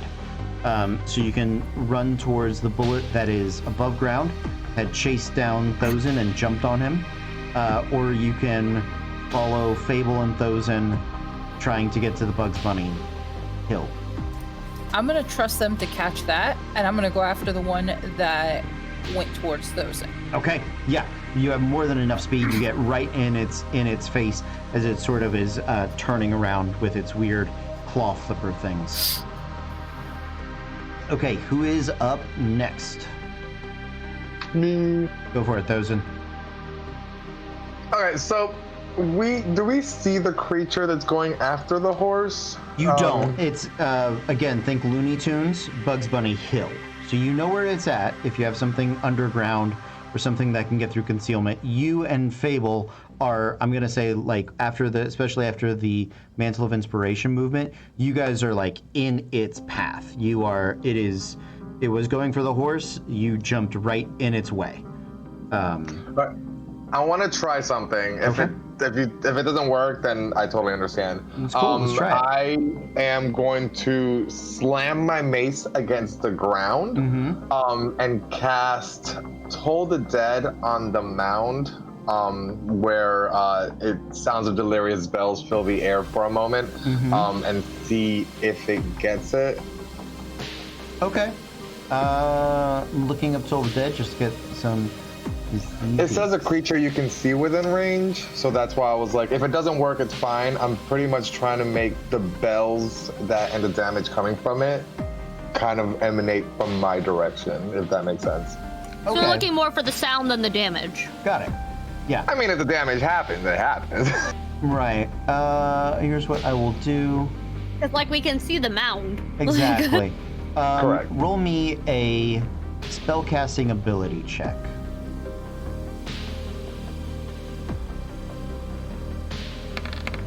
That's a D20 plus ability, right? Yep. D20 plus wisdom. 22. 22. So here's what I will say. You are able to You know this cantrip. You've used it well. You dig deep into your gut of faith, and while you probably couldn't replicate this in the future, there is a moment of desperation, and you might as well try. And you just sort of force that ringing reverberation of that death knell into the ground. So yeah, I'll make the wisdom saving throw for the bullet. All that, and it rolled a 16. It passes. Yep, but I will say that it definitely heard it, and it knows where it came from, and you really feel like you have its attention, because you were able to force that reverberation through the dirt. Okay, and then as a bonus action, I want to cast Spiritual Weapon from between myself and that bullet that I just... lie. No, yeah, I'll do that. As a bonus action, I'll cast Spiritual Weapon between myself and the bullet that I just got the attention from. Okay. Thinking that it's coming towards me, and it's just gonna look like a giant anvil. Okay. And that's it. Okay, sounds good. Where are we at on the initiative? Talroth. Ow!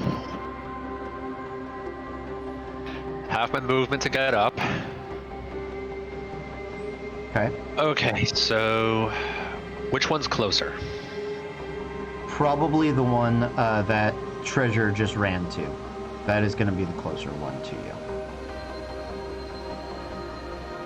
And that's the one that had leaped on Thosin, correct? Yep, that is the one that is above ground. It's done its Super Mario jump onto your cleric, and Treasure has shifted her attention that way.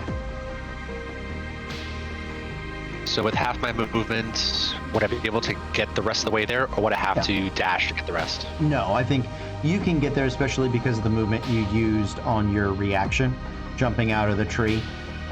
You covered more ground than just the tree hop out of there. So yeah. All right, start making my way towards it. Spin the double-bladed around just to kind of wake myself up and to take a pipe at it. Let's do it.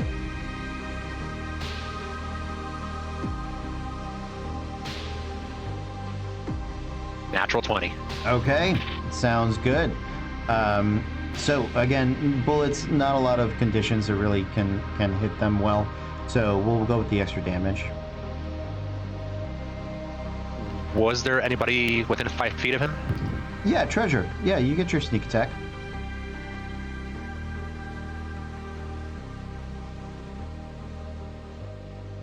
This will take me a second to add everything up. Hang on. You're fine. Go for it. There's a lot of math on nat 20s. It's fine. While we're doing that, do we have a hashtag we want to use for the patch giveaway?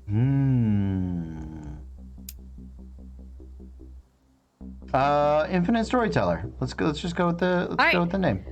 That's hashtag Infinite Storyteller, which is the name of the design because it's a little dragon in an infinity symbol inside the D20. It's a favorite of a lot of our dungeon masters and other people who don't necessarily relate to a specific class. It is one of our most there it is. It's one of our more popular designs, especially at cons. It also comes in an enamel pin, but today we're giving away Lay Patch, the limited edition patch. So enter hashtag Infinite Storyteller in the chat to be entered. If you are a patron on our Patreon at any level, you're automatically entered whether you're watching or hashtagging or not.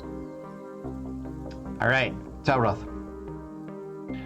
40 damage. 40 damage. Nicely done. Yeah, nice big hit of damage there. All right. Anything else? How messed up does he look? Not quite bloody.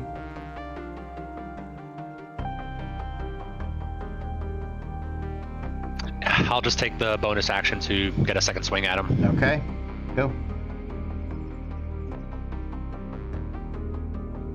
That's going to be an 18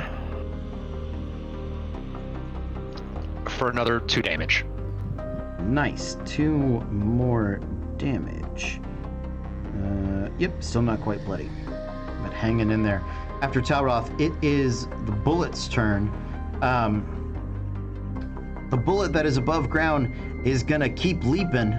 He's just gonna leap himself onto both Talroth and Treasure. You guys to make either a strength or dexterity saving throw. Your choice, DC 16. I'm choosing strength. I'm going Dex. Nice. I love these goofy bastards. And just for reference, everyone only needs to enter the hashtag once. Once you hashtag it, you are automatically considered. You don't get more extra for entering multiple times. So just heads up. 25 on that strength save. Ooh, nice. 19 on the Dex. Nice. Okay, so both of you guys save. That is good. You're gonna take half damage. What is it? Show me the thing. Okay. You're gonna take half damage. You are not gonna be knocked prone. And go, dice roller. Yes. So it is 35 points of damage halved to 18. And you guys are not knocked prone. So it leaps up in the air, its clawed legs kicking as it goes, and as it comes down, it sort of does like a armadillo spin with it. Talroth, ducks and covers, sort of rolls out of the way, catches a little bit of the claw along his back. Treasure, you just sort of get your sword up and almost just sort of shunt it off to the side. Yes. I'm going to uncanny dodge that. So I think half damage technically again. it's an area of effect. Never mind me. Yeah, you can only evade. We're not there It yet. would have been evasion. Yeah, my apologies. So My fault for not remembering. you're good. Oh, good. So that is it. 18 points of damage to each of you, and then for my Bugs Bunny bullet. Ah, yes, Bugs Bunny bullet. It is definitely gonna try to pop up and bite Thozen, because Thozen made the big noise at it. Natural 1 on the bite attempt. It comes up out of the ground, its mouth already open, sort of a big mouthful of dirt, and Thozen, in the most graceful of ways, like a seal being charged by a great white underneath, gets pushed up into the air ever so slightly, both of his feet on the open mouth of the rides it just like that on the open Like mouth. Captain Hook on TikTok Croc, like trying not to be eaten. Exactly, and sort of hops off of it as the bullet sort of comes out and flumps onto the ground. And then last but not least for this round is who is it? Treasure. So now that this thing was just that rude, Yes, very she's rude. gonna turn around for the sweet rolls. 'Cause that has been her whole motivation. That's why she is beating the ever-living snot out of these things. Yeah. Is for the sweet rolls. Yeah. And let's see, that one was cocked. Ooh, she has missed both of those, I believe. That's going to be a 15 and a 14. Ooh, yeah, you come swinging in with your sword on both attacks. You thunder into it, like you're swinging hard, but the outer shell of the bullet is almost adamantine-like in its density, and both its shell and your blade just sort of ring and reverberate against each other. It fails to pierce the armor. All good. Any bonus actions? Any other things? Yes, I'm gonna go ahead and do a second wind. Second wind. Okay, sounds good. New round.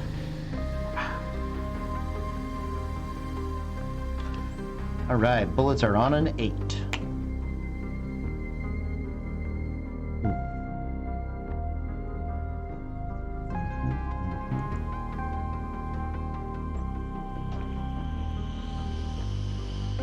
All right, Fable, you are up first.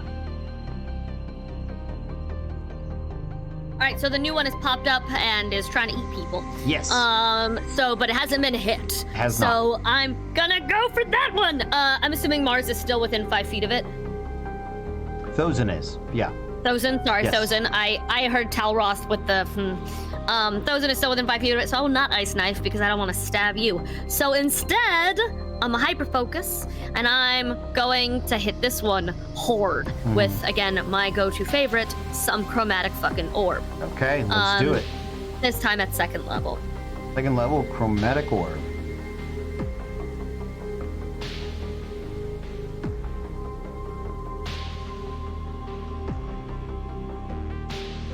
Natural 18. Natural 18 is gonna hit. Yeah, it is. Yeah, it is. I was hoping. Like, I don't need a crit. I just need to hit. Okay.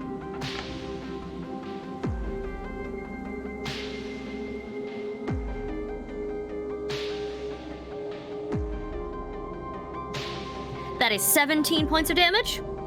Fire damage. Okay, How's it looking? good. Good. Fuck. Okay, I'm going to quicken another one. Okay, And I'm gonna. Oh, I can't do that because it's the same dice type. Never mind. I am going to just move. I'm just gonna move to it. I'm gonna try to get up in its area to give it another target to bite. okay, That's it. I'm just going in its space. okay. Sounds good. You get up in its space. All right, after Fable, if I'm not mistaken, nobody else is above an 8. So, bullets. Bullet time, bullet time. Won't you have some bullet of mine? The bullet that is near Fable and Thozen is going to, it's going to get like a running start at its deadly leap. You guys can make melee attacks of opportunity if you would like to do so, or unless you're Warcaster, you can use a magic spell then. Sorry, who did you say could do that? Fable and Thozen. Just that's what I was just double checking that you said me. I will do so Okay. with my staff because that's all I have. That's a 26 on my end. That'll hit. That is a with my stick. A where are you? D6 or a D8. You're holding it two-handed. Like a 12. Never mind. Okay. Thozen, what's your damage? The mace will do 8 damage. 8 points of damage. Nice.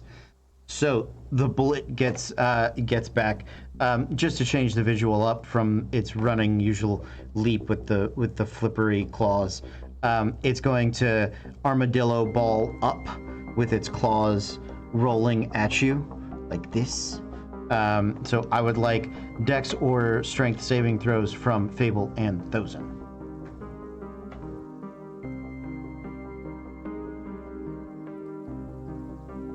A 5. Oh no. 20, not natural. That will save. So that's gonna be half damage for Thozen, full damage for Fable. So how much was that? I'm about to tell you. Oh, okay, good. You're good. Here we go. So I'm answering questions about our schedule as well. Because hi, new Yeah. friends. Hello, new friends. Welcome. That is going to be 27 points of damage if you failed, 14 points of damage if you succeeded.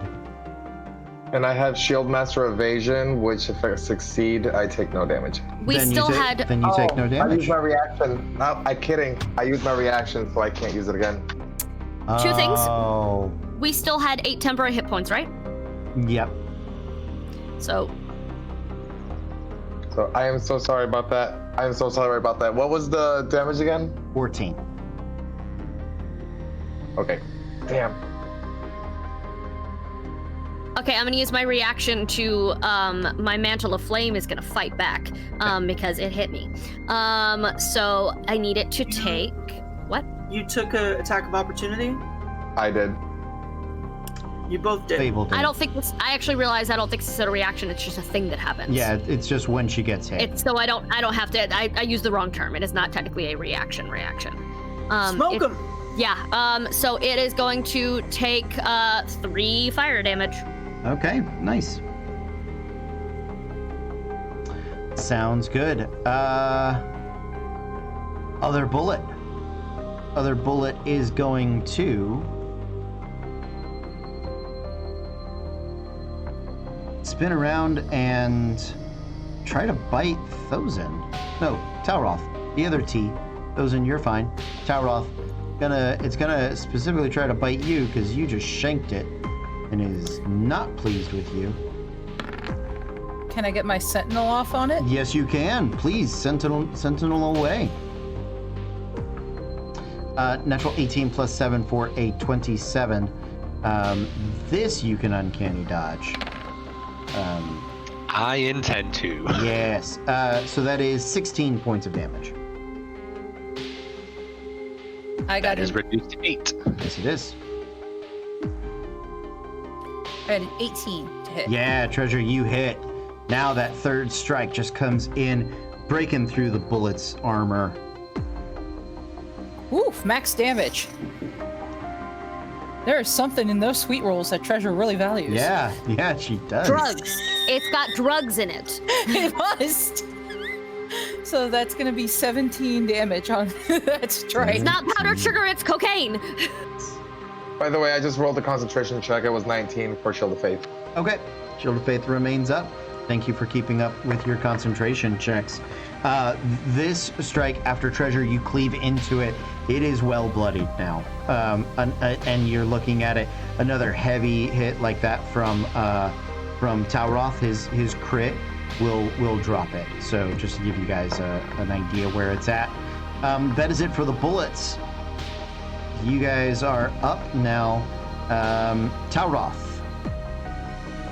I'm taking it, just spinning the blades around and another double swipe right to its jaw. All right, let's do it.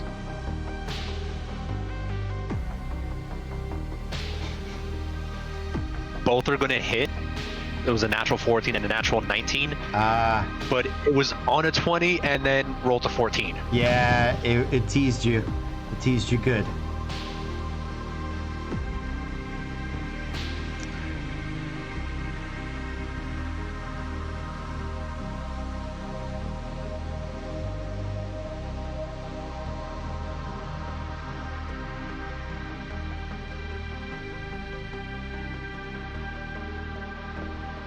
Another 26 damage between both ends of the blades. Nice, 26 points of damage.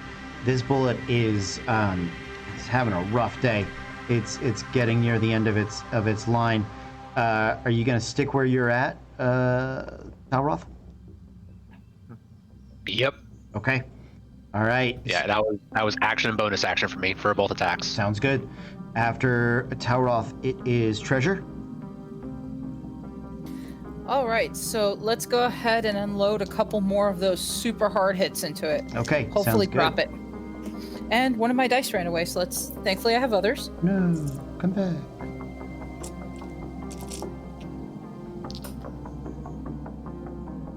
That will be a 15 and a 25. The 25 hits, 15 rings against the heavy plate of the bullet. No ones for Treasure. And that is going to be 14 damage. 14 points of damage.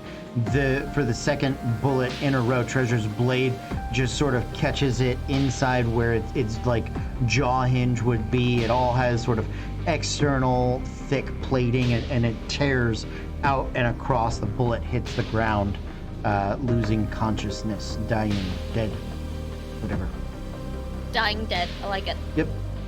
Anything else, Treasure? I still have move, right? You do? You do move. So we are going to move towards the third bullet because sweet rolls! Yes.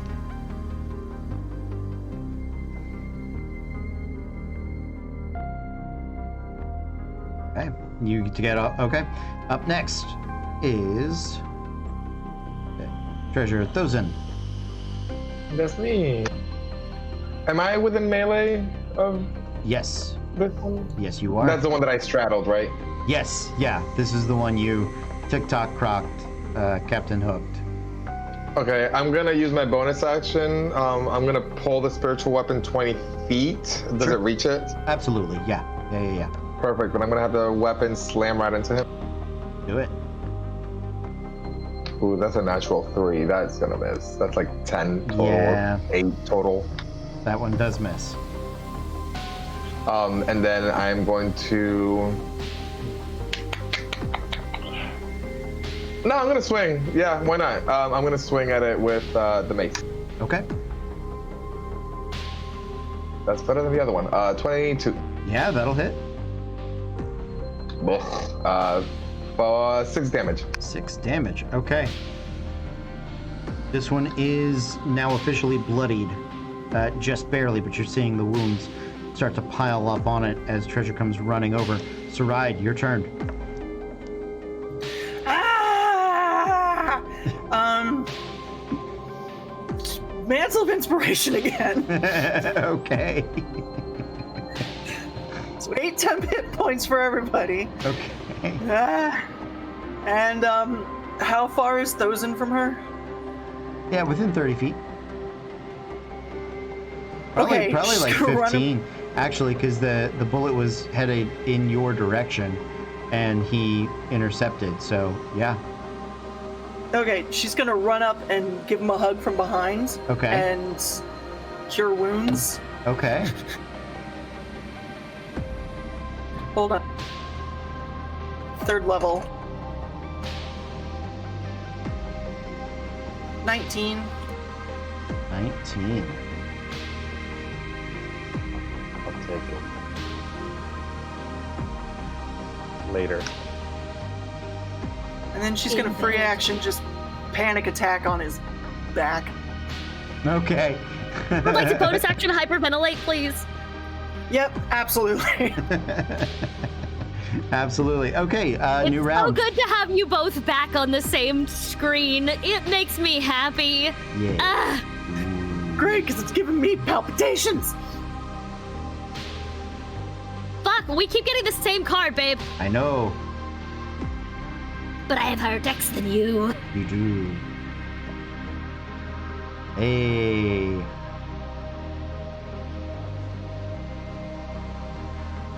I think the highest card I saw was a queen. Anybody above a queen? King. Kez is a king. Kez. Yeah, go for it. Treasure, you are up first. The absolute prejudice with which Treasure is like going after these bullets really does for the sweet rolls. Since they've been jumping at her, she is literally going to like just launch herself and leap at this thing Okay. with her own sword.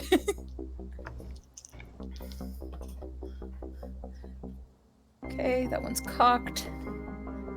There we go. So 16 plus 8. I can math, I swear. 24. Thank you. The other one's a 14, so yeah, the other one will miss. Okay. So let's roll some damage.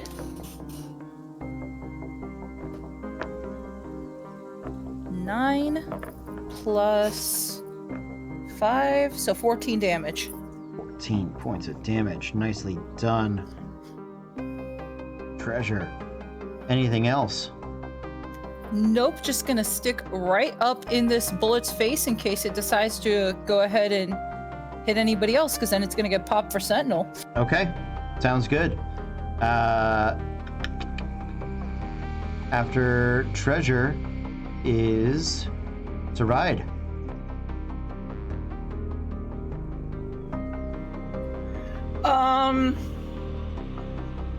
I'm legit shaking right now. Oh. Somebody hug. Somebody, Meg. Cat's in Meg's house. Go lay on her. We can't hug her. You can. No, it won't. It'll just, no, don't put that evil on me, dear God. You're not shaking anymore. That is fair. Hey, look at that. I'm going to... Shit, hold on. I'm not shitting. Sorry. That's a special kind of panic attack, let me tell ya. She's gonna cast Magic Missile at 4th level. Okay. So that's 3. That is 6d4, I believe. Plus 6. Hold, please. No, it's hold person. The spell is hold person. The polite hold person. What directors do when they ask everyone in the cast to like stop moving where they are for blocking purposes, that's a polite hold person. Because like you can move, you just don't. Mm-hmm. Where's the lie?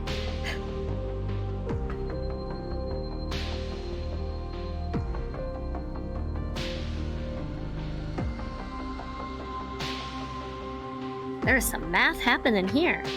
While we're mathing, don't forget the hashtag Infinite Storyteller. For tonight's giveaway, got a bunch of people putting it in the chat already. Make sure if you want to be included, you do hashtag Infinite Storyteller. 27. 27. Nicely done. Ooh. That bullet is barely holding on. And bonus action... Healing word on Thousand again. None of us are offended. We all know where your priorities are, and also he needs to be kept alive. Can you cast up to 4th level? It's out of the wand. Oh, out of the wand. Oh, right. Yeah, you're good. Go for it.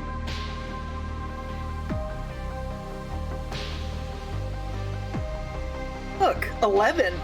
Ooh. I'm back up to full. Nicely done. All right. Thank God. I'm done. Fable, it is your turn. Great, amazing. Okay, let's get weird because, as was said in chat, getting weird is part of the sorcerer's job description. So I'm gonna get weird, and I would like to try to run, and I'd like to straddle the bullet, please. You want to jump on the bullet? I do. Okay. I'm thinking like how I learned to love the bomb, just riding a giant atomic down a train track. I just, yeah. Make an acrobatics check to mount the bullet. Gonna go badly. It's fine. Now I get a natural 19. Plus 5, so 24. Okay, yeah, That was the fastest math I've ever done in my life, by the way. Well done. Yeah. Yeah, it's bouncing around, but you're able to grab a hold of it and climb up on it. How far away is... there are a bunch of people in melee of us, right? Yes, many That's people. fine. It's okay. I am just trying to... I'm just trying to chromatic orb through the top of its head, but for creativity's sake, I thought it would be fun to do it this way. So I'm just hand on top. And, she's just gonna try to light the whole thing on fire. Okay. So it's also because it is touching me, it automatically takes 3 fire damage. okay. Make your attack roll a disadvantage because you're attacking something that is in melee. Yes, with I'm you. aware. I know. Oh, hey, nice. I rolled the exact same thing twice. An 18. An 18 does hit. Yes. Yes, it does. All right. Sorry, this is... Did I say what level? 3rd? That's It was supposed to... you're. Did I say... You did not. Okay, I had cast 3rd. I'm telling you that it was 3rd. Thank you. So you don't go, where the fuck are all these dice coming from? I'm letting you do the math for your own fun. You don't need to do the math. Oh, God. It had 4 How hit, overkill... 4 Oh, hit God. points. So, just by me touching it, Your touch I was almost killed it. almost. Yes, all you had to do was hit it, but you chose to do the ranged attack in melee as you crawled on top of it. You can roll the dice. I would love to hear how much fire damage you do. Good. I to do it. a lot. Yeah, Sorry. yeah. But Ah! but it is of not course. necessary. Now I roll this high. Oh, this is overkill in the worst way, guys. I apologize. We're having baked bullet for lunch. We're having bullet brulee. It's just gonna caramelize. That is 8 plus 6, so 14. Plus 5, so 19. 20, 21, 22, 23, 24, 25, 26, 27, 28 points of fire damage. Okay. Plus the 3 it already took, so 29, 30, 31 with that entire action. Mm-hmm. 21 points of bullet fire.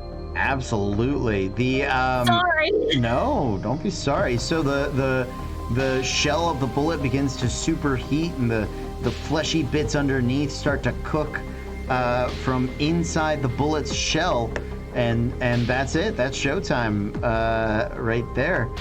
That is exactly what I do. She get angry. She sees Saride start to panic. She sees Thozen keep on getting wailed, and she sees everyone else keep getting hit. She's gotten hit once, and she is mad because she always wants to protect her friends. So she does something. She just like panics and is like, "What can I do? I can make my body a bomb. I'm going to make my body a bomb," which was the logic behind the touching it thing. In case she got hit, she could explode a little on it. So she just leaps and like koalas onto it like a really bad rodeo cowboy trying to hold on to the bronco for the first time. And she just like for flavor purposes, she doesn't cast, she just chromatic orbs her body. So she just Sure. like an Ice Genasi saddle, just blue fire everywhere. It just collapses. And she looks, "Is everyone alive?" I feel great. Ow. Are you okay? Listen, looks like meat's back on the menu, boys. Yeah, she just rolls off of it onto the ground, still smoldering. All the fire, all the grass around her, just sizzling. And she's just trying to calm down and trying to ice over again so she doesn't catch other things on fire. She's just, now that she knows everyone's okay, she's forcing a calm. As I walk by her, I'm gonna tell her, keep in mind, you control it. It does not control you. And I'll walk towards Talroth to cast Cure Wounds. Okay. Thank you. I rolled a d20 for that. I don't know why. All of the healing. We're gonna heal you 19 hit points. Max heal, 10 hit points.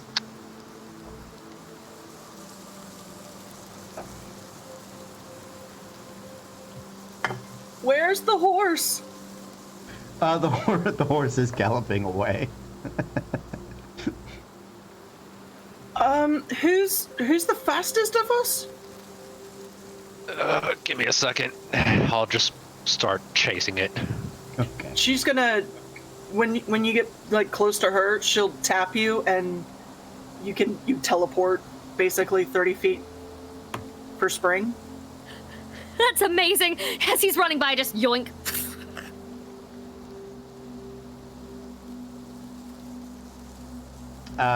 So yeah, Catch it. yeah, he's gonna catch it. It's gonna take him like 10 minutes to chase it down. The horse cannot move super fast because it's dragging a cart.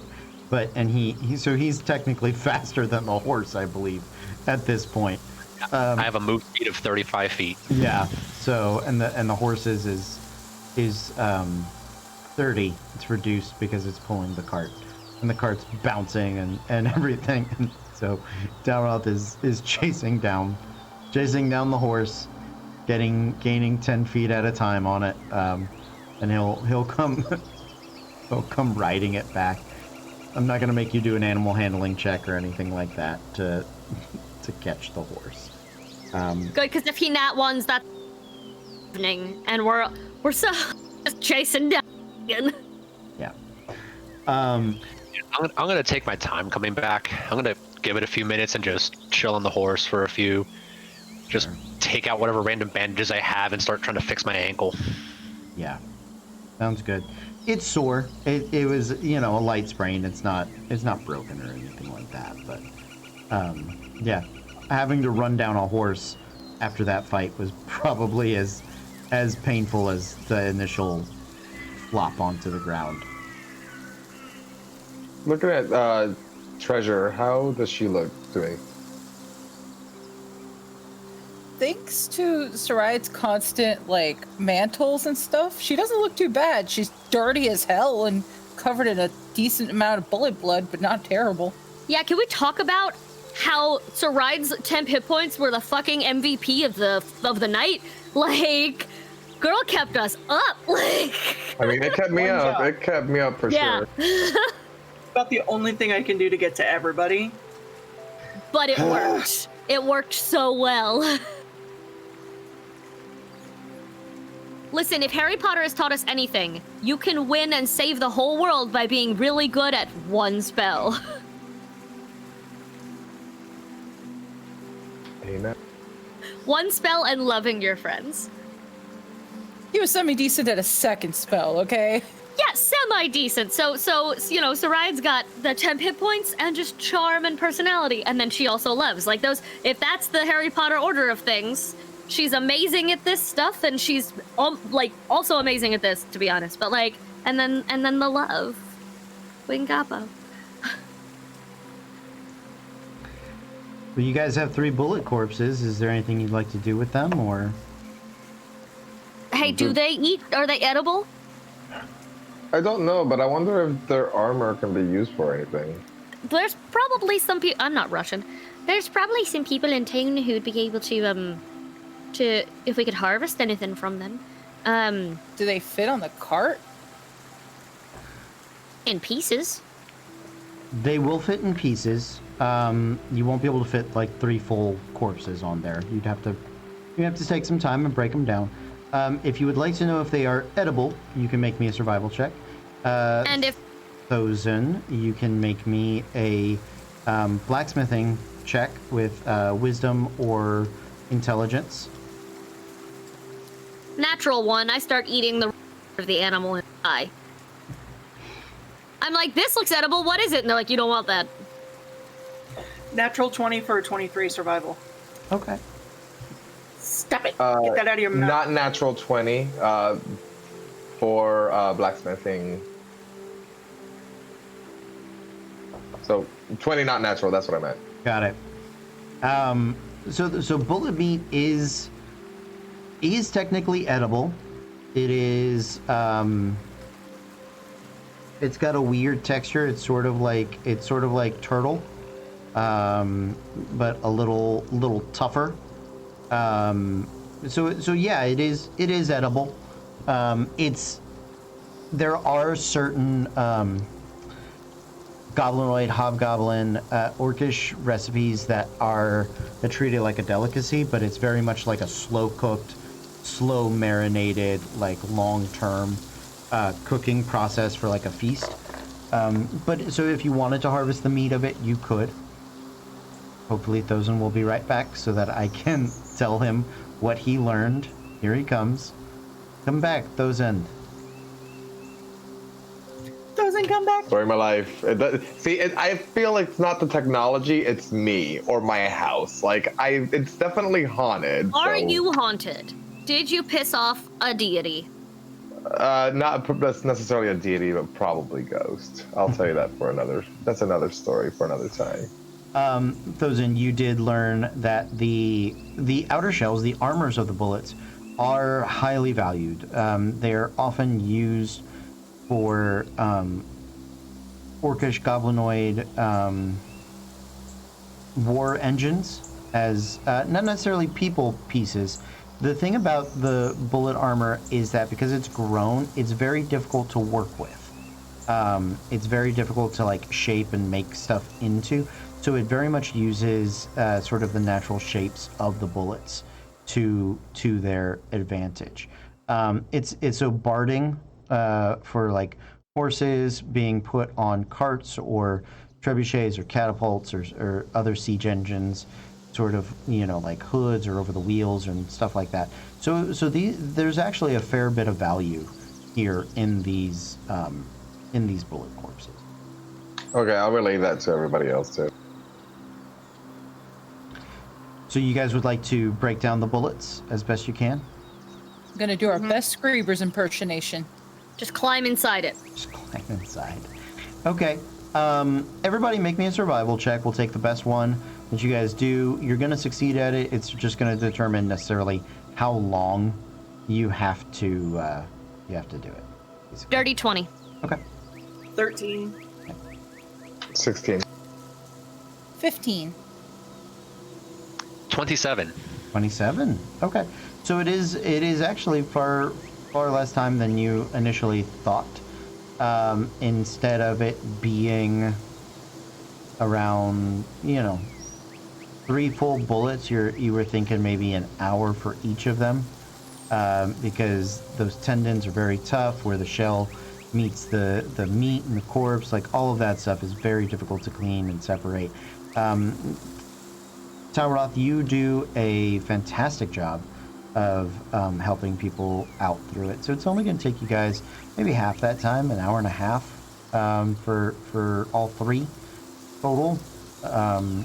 As you guys are cleaning and going through the corpses, you do find something quite odd in each of them. In each of them, you find up along the cranial cavity. Bullets don't have tremendously big brains, a little smaller than a human's. They have a lot of primal lizardness to it, but up inside the cranial cavity, up in and around the brain, you guys find these ovals that are about the size of maybe Fable's hand, so a smaller hand, is the size of like the body of that eye, that oval eye, and stretching out from it are equilaterally, so not like 3 on 3, but like 1, 2, 3, yeah, 6 points, is this like brain, little legs that have sort of attached themselves into the brains of the bullets. I, with my either smith tools or carpenter tools, do I have like those like metal tong type? Okay, I don't want to touch it. Okay. But I kind of want to like grab it with those tongs and kind of like pull it for someone to examine it, but make sure no one touches it. Okay. Yeah, you're able to sort of get your tongs in there. It mushes around the bullet brain, unfortunately, and sort of pulls it out, and there's definitely sort of that. And I'm like, what the hell is this thing? I've never seen anything like it.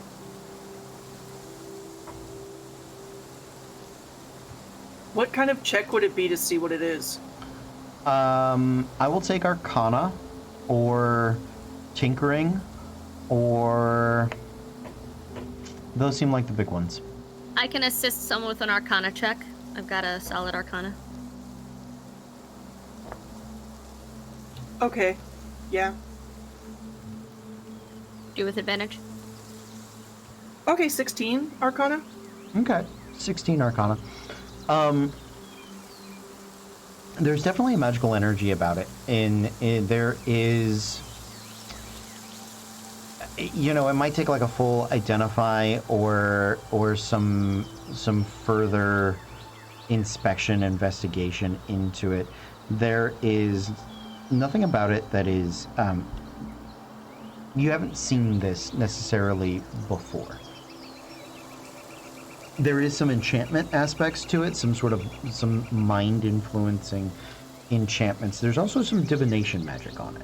Something that you suspect would let somebody not only influence the behavior of the bullets, but also be able to track where they are and what they are doing. Maybe see through their eyes. Yeah, maybe. You're not 100% because this is new. And you've got a decent check, but you get the feeling that that's what it's used for. what specific spells, how dangerous it is, like the details of which you don't have, but the general purpose of, you absolutely do.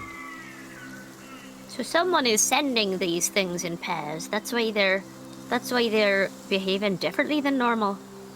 Do well, we think? they said back in town that didn't we get the idea that like someone or something was manipulating the bullets? Did they say that? Am I Or imagining did we just that? assume because they were not behaving normally? You guys had sort of had the thought that their behavior was abnormal. This is a confirmation of that. The other thing that you guys you suspected Mr. Byrne as being the root of it because of the fortuitous timing of his arrival. His claims. It seems too perfect. But you don't really have like evidence or hard certainty of those facts. But that is what you guys had started to presume last week. Do we have in the cart any lead boxes? I don't believe you guys bought lead boxes. You do have your bag of holding, which you may be able to drop it into, or when you get back to town, you can check with the other members of the caravan. That feels like something a well-prepared Wyatt or some of the other students might have. Yeah. I would like to keep this, but I don't want... If it's still working, I want to make sure it's not working on us. If anyone has any lead of any sort, I can shape it and create something. It would take me about an hour to do it, but I can do my artisan's blessing on it. Hang on, give me a second. I think we got some crap in the bag of holding that might work. Really? Yeah, we keep stuffing a lot of shit in there. That's fair. We probably have some things that are not going to get used for anything else. Because yeah, as long as I have the materials, I can shape it into whatever I make, as long as it doesn't cost any more than 100 gold. Yeah, last I remember, there was a trident we stuffed in there from them lizard folks. There was like some of them broken adamantine masks from them. I think we took some of their armor too. We have an iron belt and an iron rapier. Do you want it to be lead, or are you okay with it being iron? Will iron work the same way? It's usually like a foot or an inch of like iron usually stops, or an inch of steel or something usually stops like big and grind wood. spells. Yeah, so we could probably put it in any kind of box for right now and be okay. I mean, until we get back to town, we're Yeah. okay for a minute. Like, I wouldn't cannibalize any materials, especially because we do have the bag of holding and pocket dimension. So we can hide it and wait to take it out again until we have a lead box to immediately put it in. Now, out of game, do we know, or would we know if, like, putting it in the pocket dimension, it puts everything together in the pocket dimension, or is it, like, its own, like, little pockets in this giant pocket dimension? You can make an Arcana check. Oh, no. He ain't dumb, but he ain't that smart. 13. 13. You're not sure. Mostly because Fair enough. I'm not sure.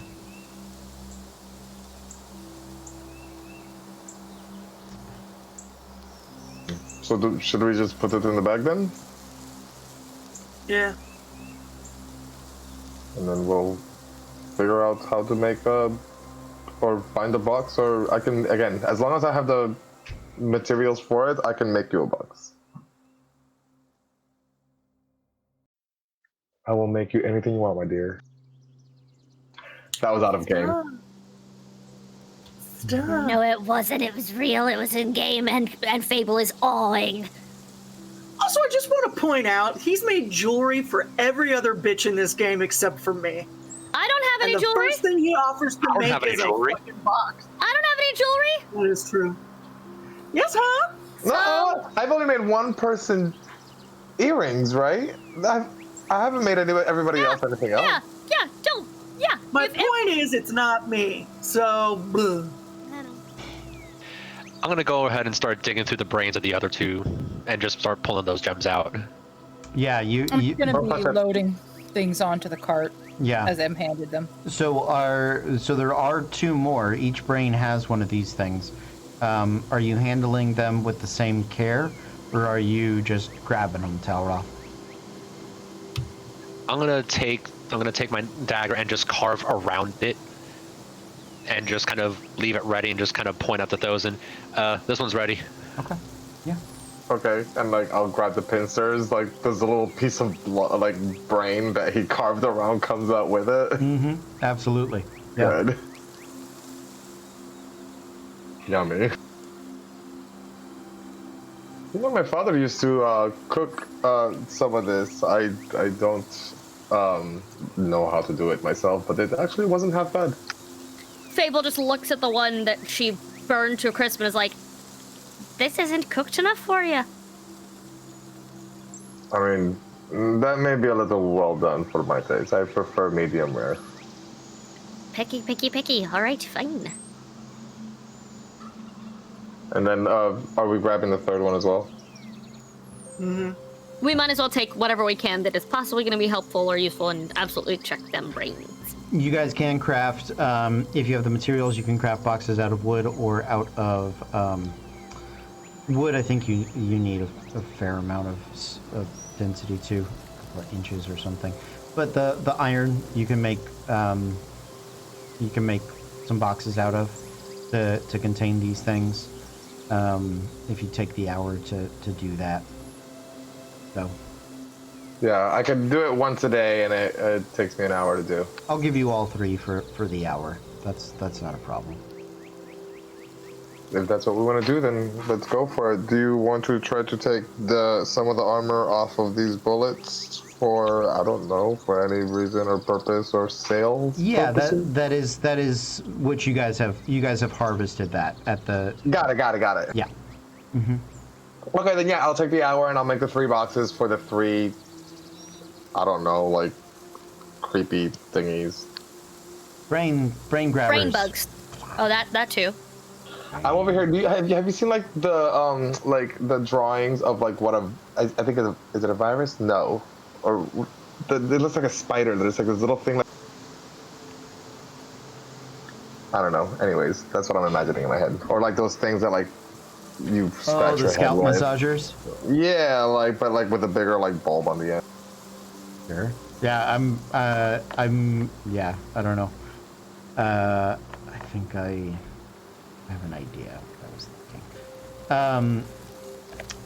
So you guys are headed back to town? Yeah. Okay, very Yep. cool. Off you guys head, and as you are going, night has you're between the travel there, the time it took you to gather the thing, breaking down all the bullets. Like, you guys have had a long day. You're getting there actually pretty late at night. Talking 8 hours of travel back there and back, plus 2 hours of getting the thing, 2 hours of breaking everything down. So, you know, if you guys set out at 8 in the morning, you're getting there at 9 at night, 8 or 9 at night. When you arrive, the students that had been had sort of spread out throughout the town, they were taking the day to do some restocking. This is a nice place to pick up some food. Some of their carts needed repairs, but you can. That's the goodness right there. Yes. But you can tell that at the very least, Wyatt is making them anxious, or he is itching to get going the next day. but they seem to be really starting to chafe under his perpetual pressing of them on the time frame.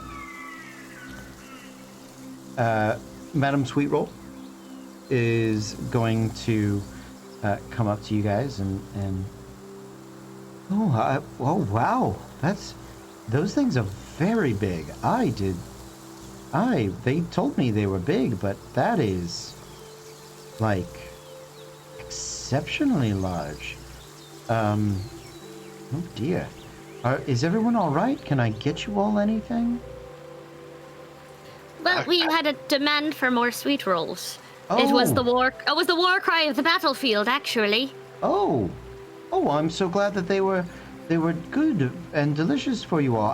I can absolutely get you some more sweetbread.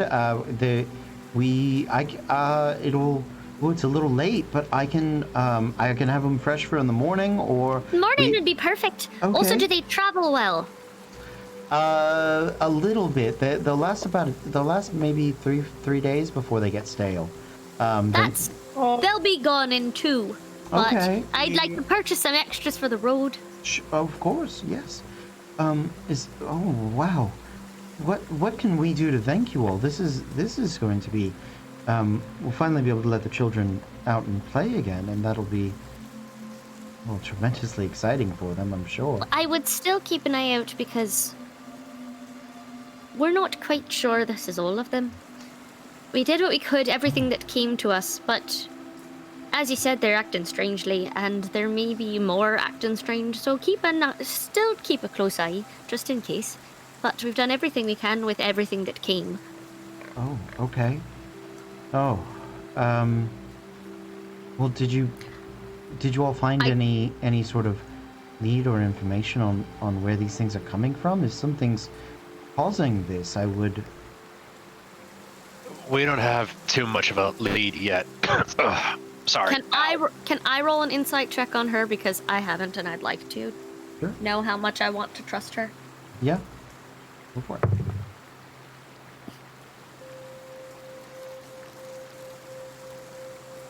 An 8. An 8. Okay. I mean, she's very old. She's very sweet. She seems to genuinely care not only about her people, but also your well-being. Great, I trust her then. Yeah. So, listen, we don't know who's sending them. Yes. Yeah, I was gonna say, as Fable's about to start talking, I'll kind of step in. Yeah, we don't have too much of a lead on what's happening yet. It's like we're a little bit tired, a little bit hungry. Maybe a little bit of rest might do us some good first. Then we can at least figure out what we might know. Fable will just smile and pat him on the arm, but burn him in the process. Okay. Take a point of burn damage. She nods along. She is going to get. Let me at least get you all something decent for dinner, and I have a little bit of what we had left over, so let me give me about 20-30 minutes, maybe 40, and I'll have something for you all. And she goes back into the kitchen, and within about 15-20 minutes, you guys are smelling sort of a rich, spiced meat smell, and a beautiful kind of fresh baked bread smell, and then the hearty kind of oils, and you hear sort of the boiling and popping of that. She essentially comes back with like an empanada, kind of like a meat pie, kind of folded over and stuffed with rich, spicy meats, and quickly kind of fried up, baked and fried for you guys. She's got about 4 for each of you, They're very hot and very hardy. Everybody that works here is an outdoor farmhand, so they can eat nothing but meat and fat, and that's how they survive, because they go out in the field and burn it off, essentially. As you all are having dinner, is there anything else you would like to do? At some point before Fable turns in for the night, she's gonna grab Thozen again. Again, hand aflame, and just quietly say, "If you remember, you're often the one who makes decisions without talking to the rest of the fucking group. So maybe next time you back off and let me talk to people." I'm And assuming she that was goes to Talra. bed. She's Yeah. pissed. She goes to bed. I think she was talking to Talra. Sorry, I think Talra. it's- Fucking God. All of you with the T's, you knew what I meant. The rogue T, the fighter T, the cleric T. I was talking to the rogue ranger one. And she's fucking pissed and she goes.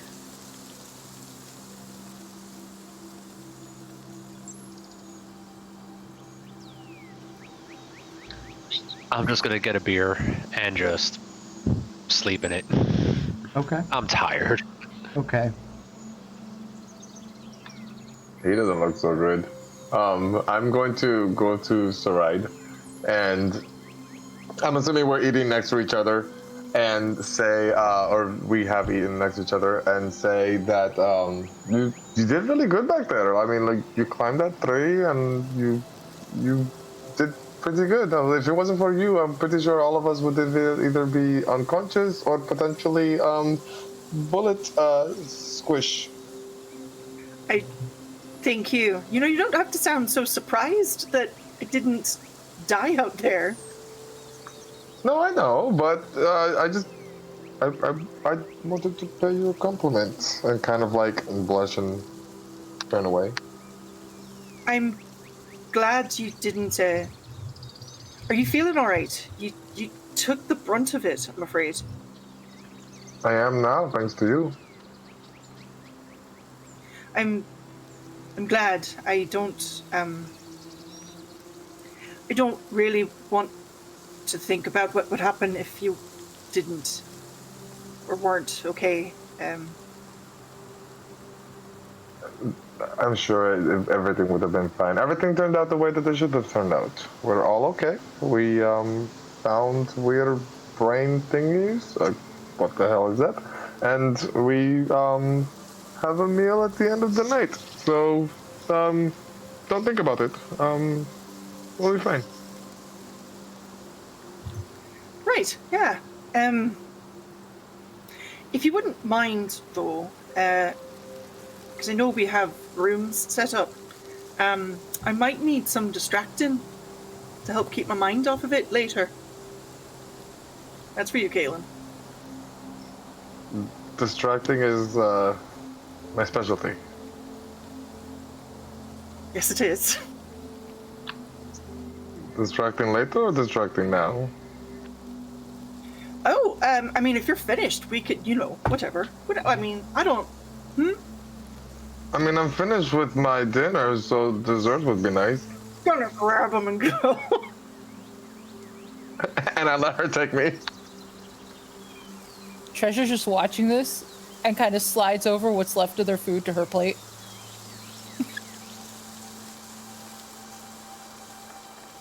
If they left any drinks behind, I'm taking those. That feels right. They're both just like. Okay. That broke Absolutely. me. I'm also going to chug the healing potion that I have to get a little more hit points back. Okay. Yeah, you can do that. No problem. So you guys have you get a solid amount of rest in the evening. Farm life starts very early in the morning, so you get up early enough to catch some sweetbreads. Most of you guys are perhaps a little late getting to the breakfast table, but Madam Sweetroll does save you or the promised loaves and chunks of brightly colored and swirled breads of pink and yellow and sort of that topped powdered sugar. And when they're fresh, they are quite tender and not terribly dry or chewy.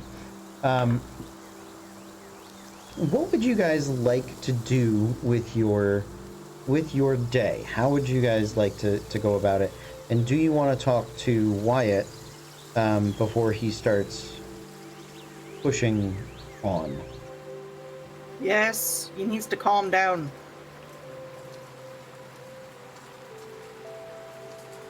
And I want to see where the chess set is. Okay. Yeah, you want to go talk to him? Yeah.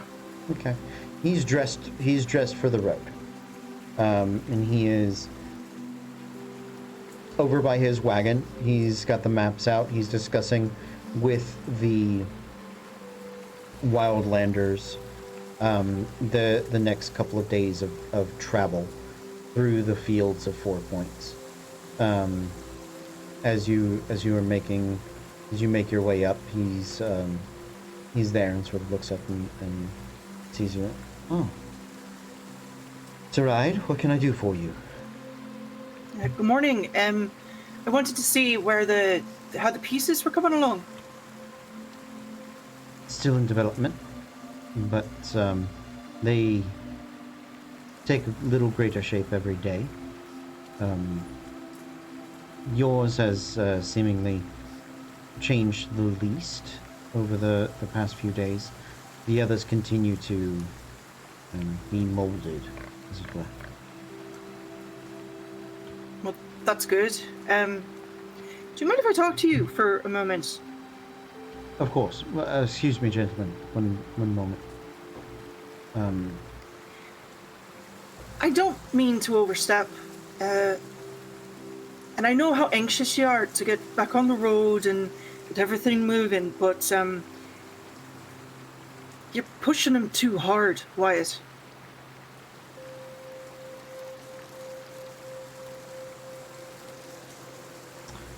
He remains stoic face as he thinks over that statement, and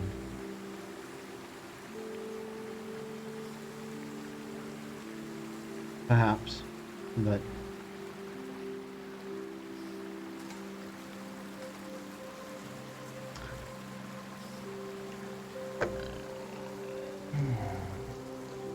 I have so much invested in this.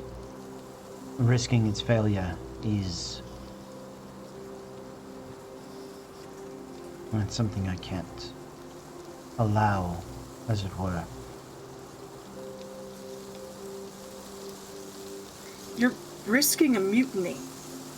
Or just losing people altogether. And then where are you? You cannot do this by yourself, Wyatt. You need us. You need everybody else. Ease up. You're not a taskmaster. You're not a general. Be a leader. Make a persuasion check. I'd love to.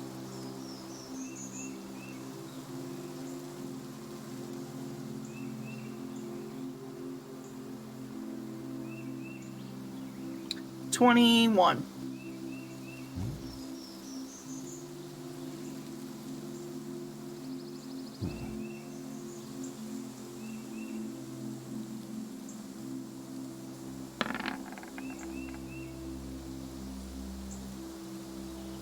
He thinks it over for a few minutes and for a few moments and sort of nods his head. All right then. So what would you suggest? Slower pace?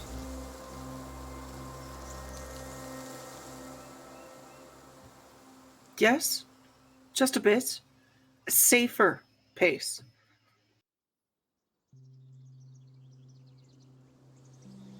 He sort of huffs a little bit.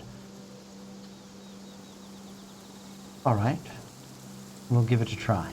But if it looks as though we're not going to make midwinter, I will have to press ahead. And if there's any thoughts of returning due to the cold or the snows, I expect you to convince everyone to keep going. Ah. I will do my level best.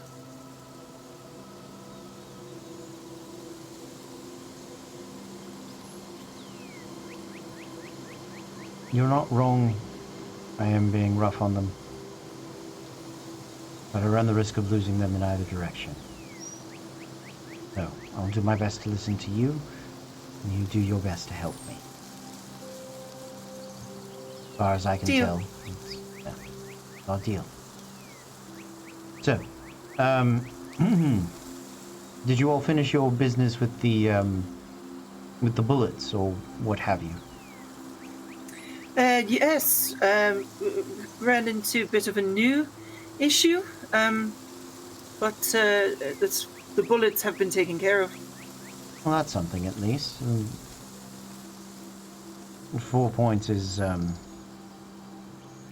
it's very much the breadbasket of, well, not just the Republic's position here in Lickdrocht. From what I understand, these have been rich farmlands that have been, quote-unquote, raided by elven and goblin and hobgoblin, orcish communities alike. From what I understand, there's a raid day celebration in the fall, rather than all of these armies simply slaughtering each other for the chance to gather fruits and grains and vegetables and meats.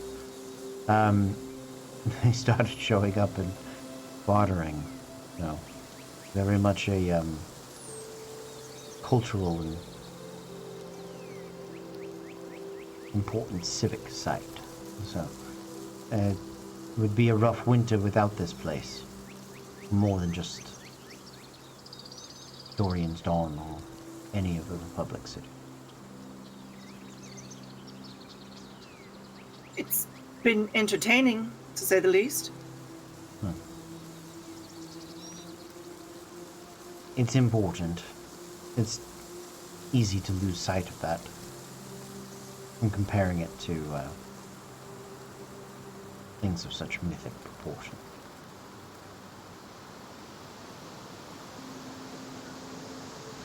I'll let you know when more of the pieces begin to finish of your chess match. Thank you. I appreciate it. And if you need anything that I can help with, please don't hesitate to ask. I hope we don't stay too long in this particular hamlet. Perhaps we can make our way at least across the fields towards one of the other smaller establishments. But let me know. think it's doable. We can at least give it another day. Thank you, Master Wyatt. That is remarkably restrained and kind of you. And I must say, I am impressed. At your behest. And I walk away. And you walk away.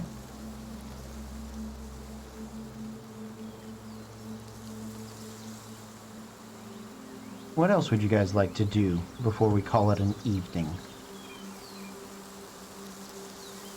Treasure's gonna check on Talroth's ankle because you know he took a nasty hit the day before and ran on it for 10 minutes later. Okay. Yeah, and after that, I'm probably going to just wander around town, just kind of chat people up, see what they have. Like, I mean, if we need to restock, I'll try to help restock a little bit or see if there's anything remotely interesting. Okay. A lot of mundane tools here. Make me an investigation check.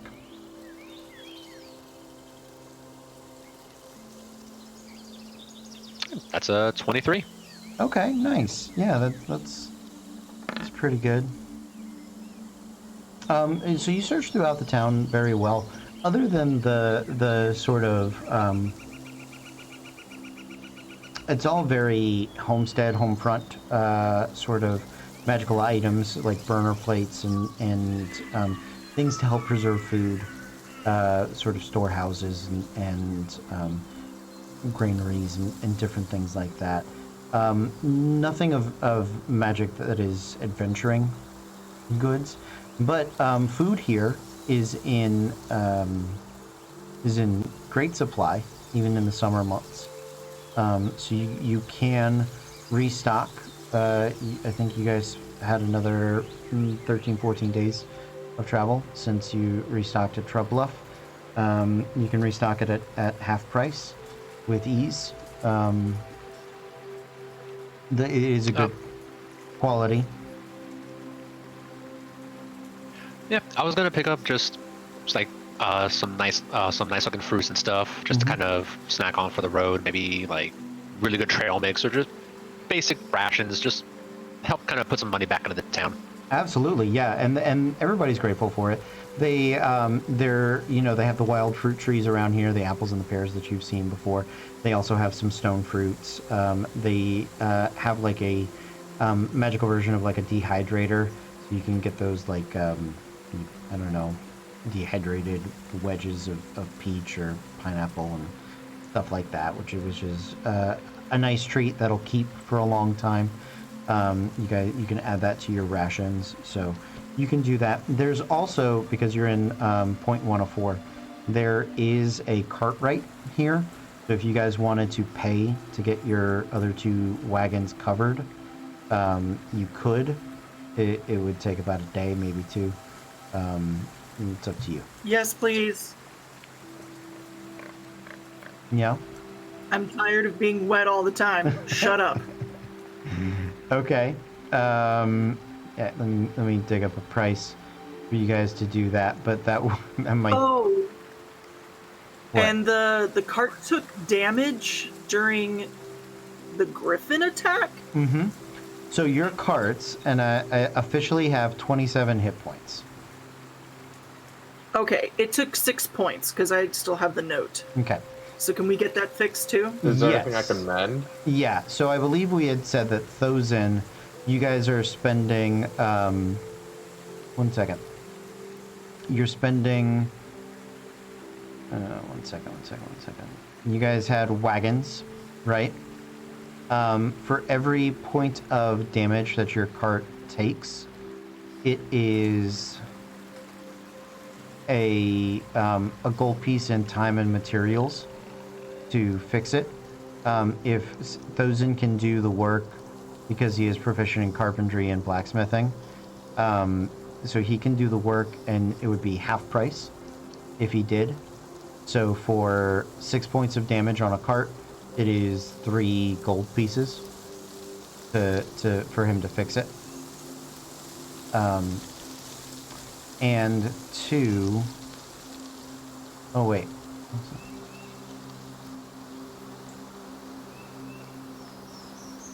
Oh, a cart is 15. I'm gonna stick with it. So it's going to be, because of the discount, 10 gold pieces for each cart to be made into a covered wagon.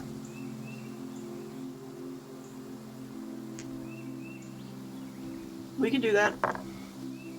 Okay. For comfort? Hell yeah. Yeah. You guys can carry a little more food now.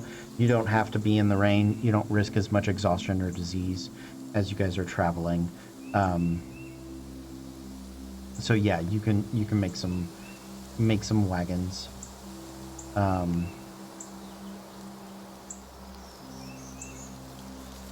So I'm going retroactively a little bit just to like catch up. I had 8 weeks left to learn carpentry tools. Is it safe to say that I know how to use them now? Okay.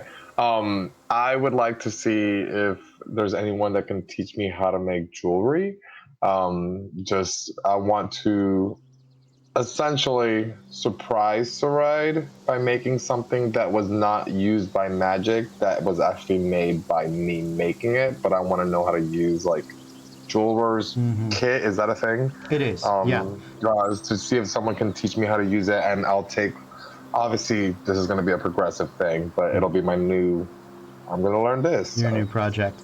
Roll me a percentile. Let's see if anybody knows jeweler's tools in the party. I need it to be Screebers. I need that. 60 even. 60 even. So none of the humans do. I'll give you a second roll for Screebers.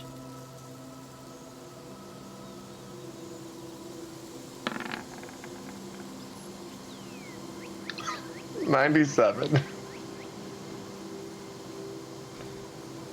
Screebers does his own jewelry. It is non-traditional, but I have been working with some very fancy metals lately. So what you want to do? So yeah, Screebers will be able. Screebers will. I'll say he can teach you, like half proficiency in actual jeweler's tools. He doesn't do great with like. He does this thing where he takes things like bones or teeth or other things, and then he'll like inlay them with fancy golds or metals or platinums. But if you wanted him to like just make a ring, he'd be like, that's ugly. Why would you do that? You gotta have a tooth or something, you know, like it definitely speaks to his kobold sensibilities. So yeah, being half orc, I 100% agree with him with a lot of it. So yeah. I'm just gonna go with it. So just half proficiency. Got it. Great. Yeah. Yep. Instead of put a bird on it, put a tooth on it. Yeah. Something. Yeah, knowing Screebers' personality, is it safe to say we could have brought back some of the teeth or claws from the bullet for him? You could, yeah. The bullet doesn't actually have teeth. If you look at the pictures of them, they have like a chompy jaw that's just like their outer things, and then they have claws. Like, it's weird. I don't know, but yes, you brought claws for Screebers. He appreciates it. So as we get we get ready to wrap up for the evening, Screebers would like to remind you all that tomorrow is the 30th day of our journey from Dorian's Dawn. So we will be holding our performance reviews. I expect all of you to arrive at your appointed times. I have set up a sign-up sheet. Punctuality will count in this instance, and I have provided each of you with a survey to assess not only your performances, but Screebers as well. So we will do our 30-day reviews and see how we feel this venture is going as we proceed forward.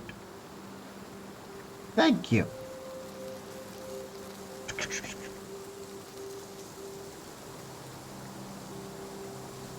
That kobold weirdo must be protected at all god costs, everyone. He is the last bit of serotonin I have. Screebers is our serotonin yelling at us, be happy! It not hard, be happy! Get blood teeth and be happy! I'm gonna start yelling that at everybody when they're sad. Put a tooth on it! Cody's gonna be really sad one day and I'm just gonna yell at him as Screebers, be happy!